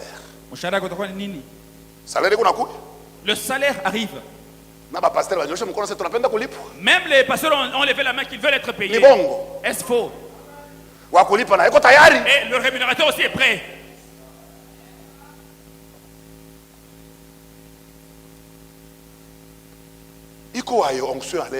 Comment est cette onction d'aujourd'hui? Elle est comment cette onction? Onction. Ou pas quoi? Ah, vous montez à l'échelle pour vous détruire. Pour vous chamailler. Et donc, si tu es dans cet enthousiasme, tu deviens comme un fanatique de Mazembe ou de Lupopo. Ici, on ne vient pas pour le fanatisme. Nous sommes derrière la vraie parole. Alléluia. Amen. Les enfants du message connaissent la parole.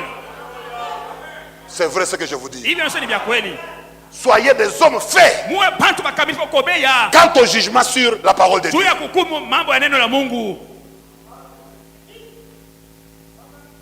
Samson a été arrêté, attrapé. Il va chez les Philistins. Parce qu'il déplaisait. Ils ont marié sa femme. Il a pris des lapins. Et il a lié le cœur. Et il a mis le feu. Et les a lâchés sur les champs de Philistins. Partout les lapins. Et les champs de blé. Ça grillait, ça brûlait. Qui a fait ça? Oh, c'est Samson. Oh, c'est Samson. Arrêtez-moi cet homme-là. Ah, il n'y a pas moyen de l'arrêter. Si vous allez là-bas, il va vous blesser. Même si vous êtes 1000, vous allez mourir. Ses frères ont eu peur, ils ont paniqué. Il va nous susciter des agneaux avec les Philistins. Bon, arrêtons-le et livrons-le. Ils l'ont suivi là où il était. Ils ont arrêté Samson. Ils l'ont même lié. Maintenant, ils causaient même. Là où nous parlons, vous n'allez pas me tuer. Nous allons te livrer. Ce que tu as fait là-bas, tu vas nous créer des problèmes. Bon, ça va. Donc ça va, allons-y. Lui, il était fort. Pourquoi il n'a pas frappé ses frères? L'homme s'est attaqué ses propres frères. Pour battre les Alléluia. Amen. Si tu auras l'onction pour détruire tes frères, l'église va se déchirer. Amen. Amen. Wakati eko na Israël. Et quand il était avec les Israélites, il était avec ses cordes là. Ni juge 16 anasema. C'est juge Waamuzi 16 qui dit ça. N'allez-vous pas me tuer? Non, loin de là. On va te livrer chez les Philistins. Et il a accepté. Quand je vais arriver là-bas, je vais les travailler. Ils sont arrivés là-bas, ils l'ont livré chez les Philistins. Il a frappé les gens là-bas. Et il s'en est allé. L'onction des serviteurs de Dieu, c'est pour édifier cette église. L'onction des hommes de Dieu, c'est pour se protéger l'un l'autre. Chaque homme est fort à cause de son ami. L'homme ne peut pas réussir seul. Amen. Amen. Kweli kabisa ile tunasema. C'est vrai, Mungu atusaidie. Il se peut que pengine sitaweza kujifasiria mzuri sana, mais je sais que Saint-Esprit ule mwenye muko naye atanisikilizisha hii mambo mzuri sana. Musikie nani niko nayo ndani. Je suis l'Éternel. Quel sera ton salaire?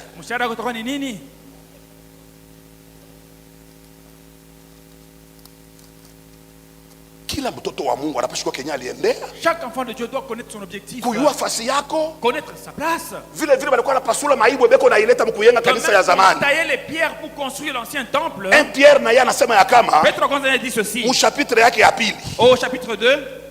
Ile maibu balikuwa na pasulaka. Que les pierres qu'on taillait là. Na marteau haikuwa nasikiliaka mulio. On n'entendait même pas le bruit du marteau. Ces petites pierres là qu'on cassait. C'est toi mon frère. C'est toi ma soeur. Tu dois te retrouver ici dans la maison du Seigneur. À ta juste place. Hapana kujiambrouiller na vitu vyenye bikuangalie mtoto wa Mungu. Il faut pas t'embrouiller en ce qui ne te regarde pas. Hapana kuingia mu esprit ya babikunji bikunji. Il faut pas entrer dans l'esprit des clans. Bakia ufate neno ya Mungu. Suis seulement la parole de Dieu. Et qu'elle te donne le Saint-Esprit. Je viens avec la rétribution pour donner à chacun son salaire. Servez Dieu avec crainte et tremblement. 1 Pierre chapitre 2 verset 5. Pengine ujijuake. Peut-être que tu ne te connais pas. Jiwe ya kuyenga nayo hekalu niwe ma sœur. La pierre pour construire ce temple, c'est toi mon frère. Bakia fasi yako. Garde ta place.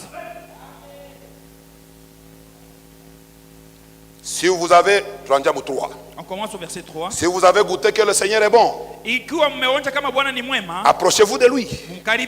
Pierre vivante, rejetée par les hommes, mais choisie et précieuse devant Dieu. Et vous-même, comme des pierres vivantes, édifiez-vous pour former une maison spirituelle, un saint sacerdoce, afin d'offrir des victimes spirituelles agréables à Dieu par Jésus-Christ. Est-ce qu'on peut dire amen? Nous sommes des pierres. On nous rassemble pour construire le temple de Dieu. Mais si vous quittez votre place, savez-vous comment commence l'embouteillage? C'est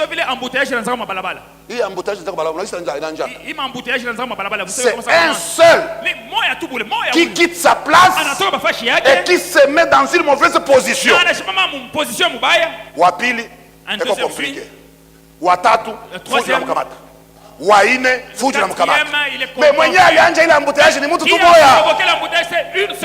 Batoto wa Mungu mwanisikia? Est-ce que vous me suivez? Mnapenda tuingie mu embouteillage. Vous voulez que nous entrions dans un embouteillage? Mu embouteillage muko kupoteza kwa muda watu watakuja kwa kazi. Il y a une perte de temps inutilement. L'homme de Dieu. William Branham. Absolu. Mahubiri tegemeo. Est-ce que vous aimez le message? Page 30, le 30 décembre 62. Absolu 30 décembre 1962. C'est qui? Écoutez. Maintenant. Ça. Qu'arriverait-il s'il n'y avait plus de feu rouge? Kama feu rouge balabala ngekuwa. S'il n'y aurait pas eu de feu rouge en cours de route, qu'arriverait-il? Quelqu'un arriverait à toute vitesse dans le carrefour. Regardez ce que cela serait. Quelqu'un dirait: hey, enlevez-vous du chemin. Je suis pressé. Je dois aller au travail. Je suis en retard maintenant. Je vais traverser maintenant. L'autre dirait: n'y pensez pas. Parce que c'est moi qui vais traverser. Parce que j'étais ici en premier. Et je peux voir une femme sortir de sa voiture. Qu'arriverait-il si nous n'avions point de feu rouge? N'y aurait-il pas un bel embouteillage? C'est ce qui se passe avec les églises. Voyez-vous, certainement, c'est la raison pour laquelle nous avons un tel embouteillage dénominationnel. Exactement. Personne n'arrive à quelque chose. Il reste là à se disputer. Alléluia. Kama embouteillage na ingi. Personne n'arrive quelque part. Huyu mwenye kwenda kuruashi anakwama. Mwenye kwenda huko mnamwarudishia. Udada mwenye kwenda guérison divine mnamkwamisha. Huyu mwenye kwenda wokovu mnamkwamisha. Pia nini? Muna créer embouteillage. Bantu abayue fasi yabo ya kusimamia. Kama uko shemasi fanya kazi yako. Uko administrateur fanya kazi yako. Uko fulani fanya kazi yako. Uko brebi pokea neno. Uishi hayo. Ndio yako responsabilité. Je suis l'Éternel. Je viens avec le salaire.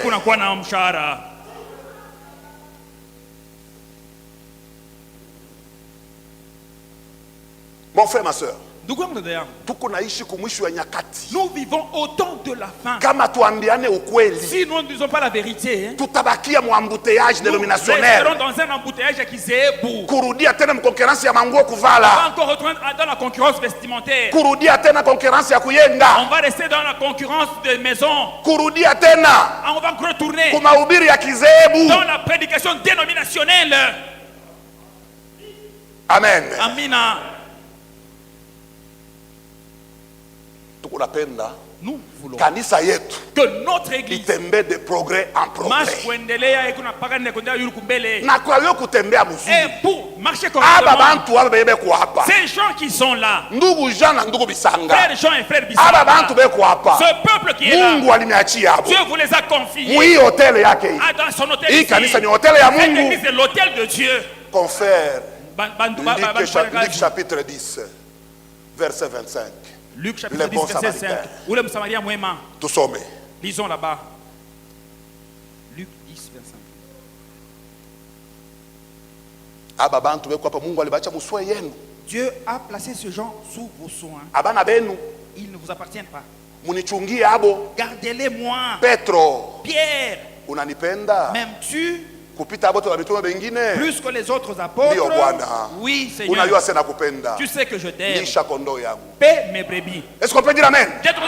Akusema kondo yako. Yangu. Hii kondo iko pekuna mwenyewe. Ni Yesu wa mbingu. Jésus du ciel. Mais anaiacha kwa mikono yenu. Il les a confiés sous vos soins. Tu ya malezi bora. Pour gardez bien les enfants de Dieu. Uchunge mzuri watoto wa Mungu. Je suis l'Éternel. Je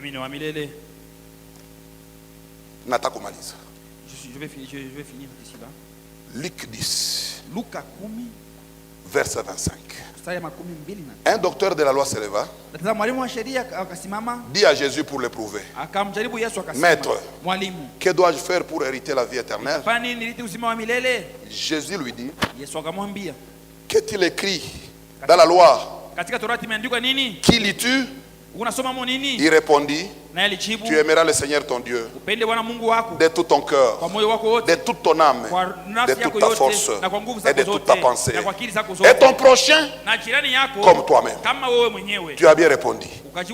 Lui dit Jésus, fais cela et tu vivras. Mais lui, voulant se justifier, dit à Jésus, et qui est mon prochain? Jésus reprit la parole et dit, un homme descendait de Jérusalem à Jéricho. Il tomba au milieu des brigands qui le dépouillèrent, les chargèrent de coups et s'en allèrent, le laissant à demi-mort. Un sacrificateur. Vous allez continuer avec l'histoire. Cet homme qui quittait Jérusalem pour aller à Jéricho. Jérusalem ni ville ya yulu par rapport à Jéricho. Jérusalem c'est une grande ville par rapport à Jéricho. Donc il descendait pour aller à Jéricho. Et si quelqu'un descend, donc il a rétrogradé. C'est en rétrogradant qu'il a rencontré des bandits. C'est en rétrogradant que le diable va vous mettre KO. Disons amen. C'est comme ça que cet homme avancé. Ali rétrogradé. Alirudia nyuma. Et quand on rétrograde, il y a beaucoup de problèmes, beaucoup d'ennuis. Vous n'allez pas dire amen? Tirez attention dans ndugu yangu. Wale mko naita esprit rétrograde mu nyumba yenu. Quand vous appelez, il est dans votre maison. Tendo kanisa sitaenda. Alors l'église, je ne parle pas moi. Kwa kitu gani? utapungukiwa. Tu vas rétrograder. Ule kupungukiwa. Et en rétrogradant, mapepo itakufanya kazi. Les démons vont te travailler. Utageuka sema wewe Mungu mwenyewe anamfaa kitu. Dieu n'agit pas. Kumbe wewe ndio unachakula njia ya rétrograde. C'est toi qui as choisi ta propre voie. Bon, yeye mkwenda rétrograde wake. Et quand il rétrogradait là-bas, babandi banamtokea. Les bandits l'ont surpris. Banamulikita bintu. Ils l'ont roué des coups. Unyanganya mali alikuwa nayo. Ils l'ont ravi tout ce qu'il avait comme argent. Et ils l'ont laissé à demi-mort. Karibu na kufa. À demi-mort. Mais kabuzima. Mais la vie. Kalikuwa kangali ndani. Il y avait encore un peu de vie. Kabuzima kalikuwa. Il y avait encore un peu de vie. Unisikia mzuri pale. Suivez-moi très bien.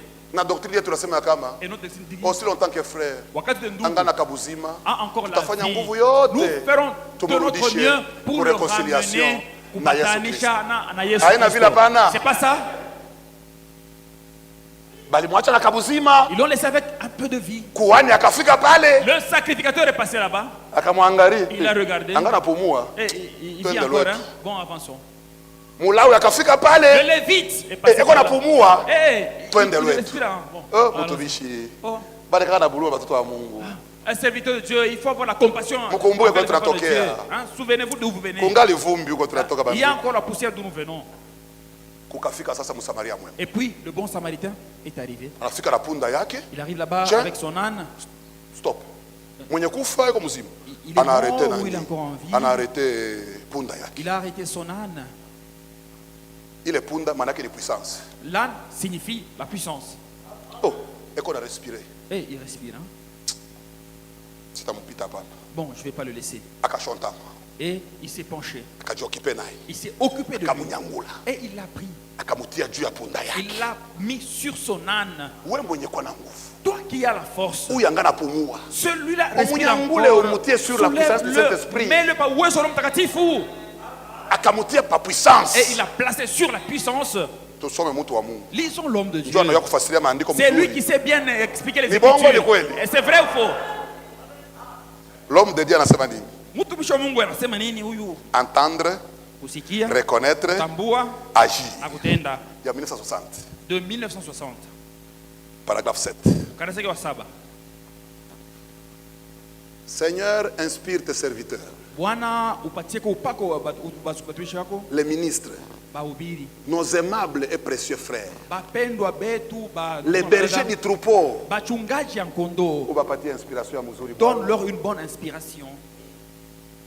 Les bergers du troupeau que tu as appelés et mis à part, qui ont consacré leur vie pour le service. Nous prions pour eux, Seigneur, car ce sont ces hommes qui les conduiront.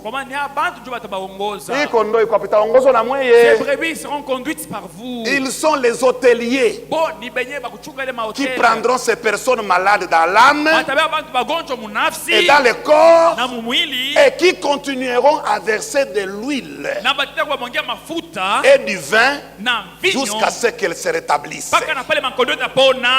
Est-ce qu'on peut dire amen? Parce que le bon samaritain, quand il a pris cet homme, il l'a amené dans un hôtel et il a dit à l'hôtelier, mon ami, je te confie ce malade, occupe-toi de lui. Voici 2 dinars. Occupe-toi de lui. Traite-le très bien. Si tu vas dépenser, ça va dépasser l'argent. Je viendrai te payer. Je suis l'Éternel. Je vis avec les salaires. Serviteur de Dieu. Vous serez payé pour avoir bien gardé ces enfants de Dieu qui sont ici.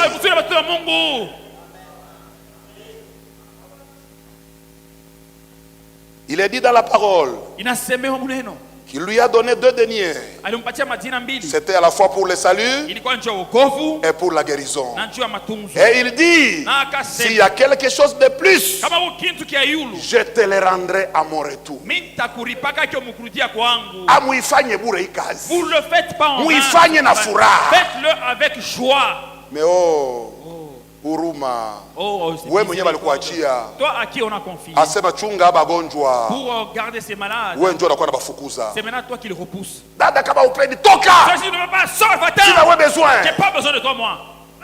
Mwenyewe alimulokota qu'on a besoin. Celui qui l'a ramassé a besoin de toi. Alléluia. Amina. ule mwenye alimulokota celui qui l'a ramassé kumuleta hapa pour l'amener ici. Dada, nani malikuleta? Celui qui t'a amené ici. Ni effort yani likuleta. Quel effort qui t'a amené ici? Si ni bon samaritain ndio alikulokota. C'est le bon samaritain qui t'a ramassé. Alikukuta huko madamu ya ulimwengu. Trouvé là-bas dans la boue du Seigneur monde. Jésus alikuta abantu hapa mu hotel. Le Seigneur a trouvé Seigneur dans des bars. Akabalokota na kubaleta hapa. Na kumiambia munichukie watu wangu. Regardez-moi ces gens. Ubashughulikie na utaratibu. Prenez soin d'eux avec très soin. Kama binamipita bile mutadepenser juu yabo. Vous allez dépenser Pakurudia kwangu. À mon retour, je viendrai vous payer.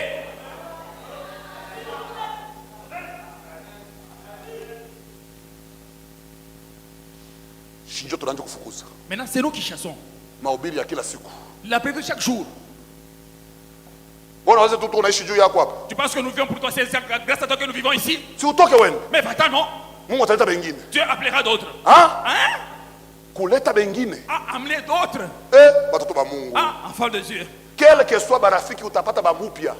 Bazamani beko nafasi yabo. Les anciens donc le Branham anasema. C'est ce que Branham a dit. Utamupoteza huyu mwenye kuwa hapa. Vous allez perdre celui qui est là. Na panakuya mwingine mpya alikala pale.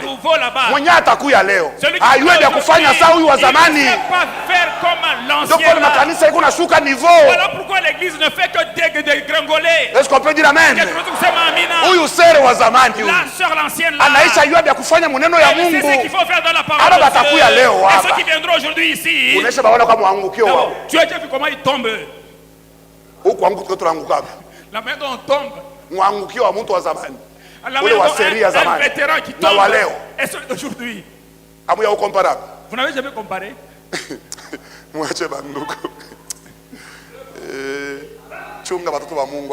Il faut bien garder ces enfants de Dieu qui sont là.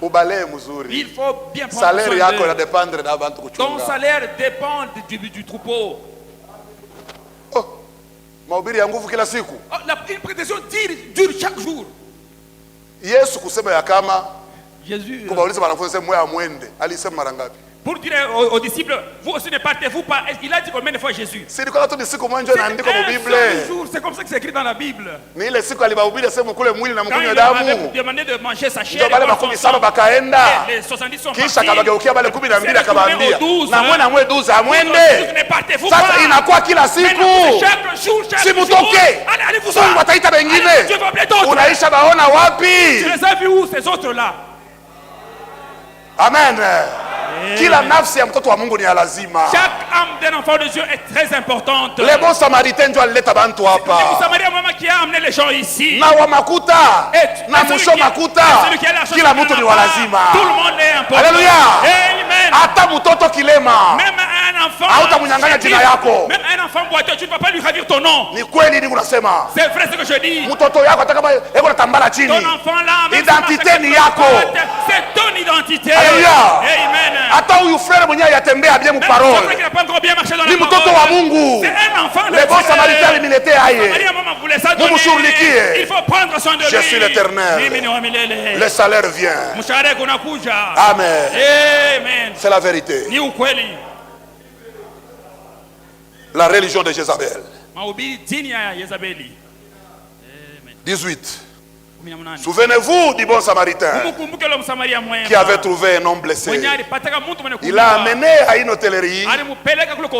C'est l'église.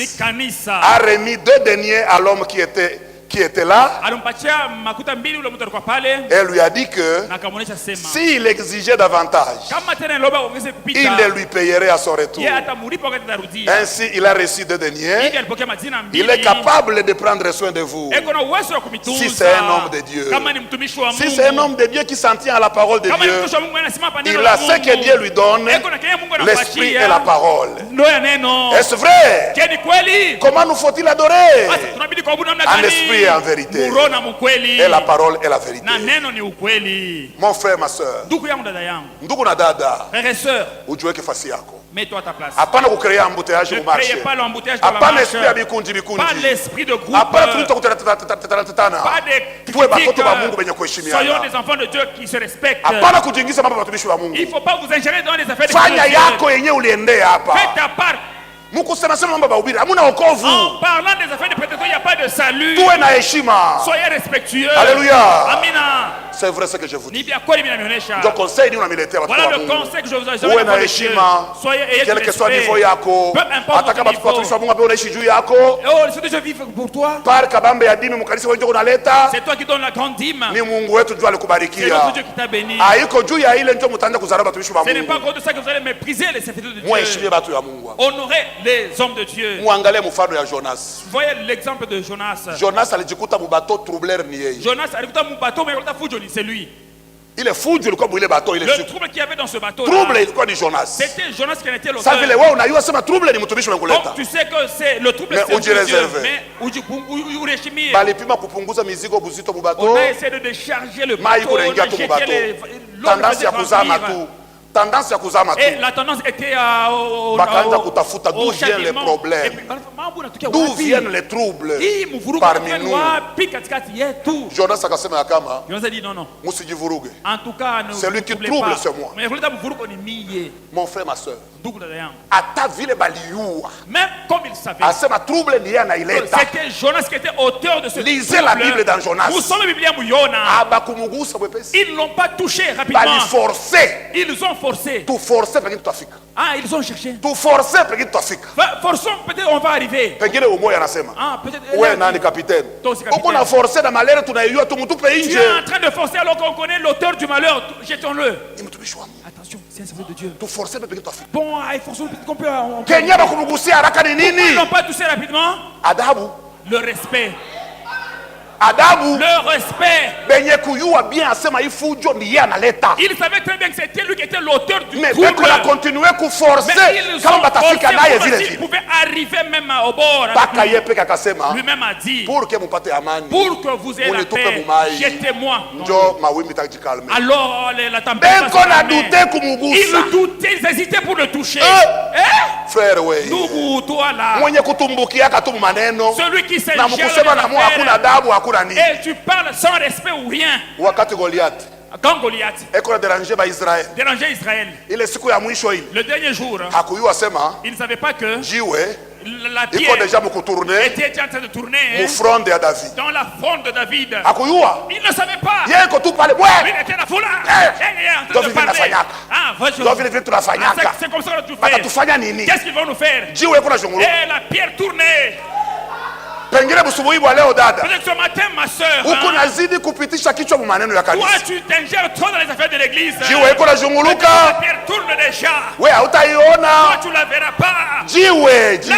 La pierre. Yo iko na tourner. Elle est en train de tourner. Iko tafuta nani wa kubobola pa kichwa. Qui frappait à la tête. Wakati David aliachilia. David a lâché. Bon. Bah. Goliath bachani. Goliath partait. Unapenda ukufe vile. Tu veux mourir aussi? Haitakuwa mzuri. Ce ne sera pas bon. Haitakuwa experience ya bien. Ce ne sera pas une bonne expérience. Experience ya mzuri. La bonne expérience. Ni wewe kujikuta fasi yako. C'est que tu te retrouves à ta place. Kanisa ya Mungu siingie mu embouteillage. Na batoto wa Mungu bapate baraka a partir yako. Sois béni par toi. Tunaenda hapa ni kusaidiana. Huyu amsaidie huyu na huyu amsaidie. L'autre aide celui-là. Que le Seigneur Dieu vous bénisse.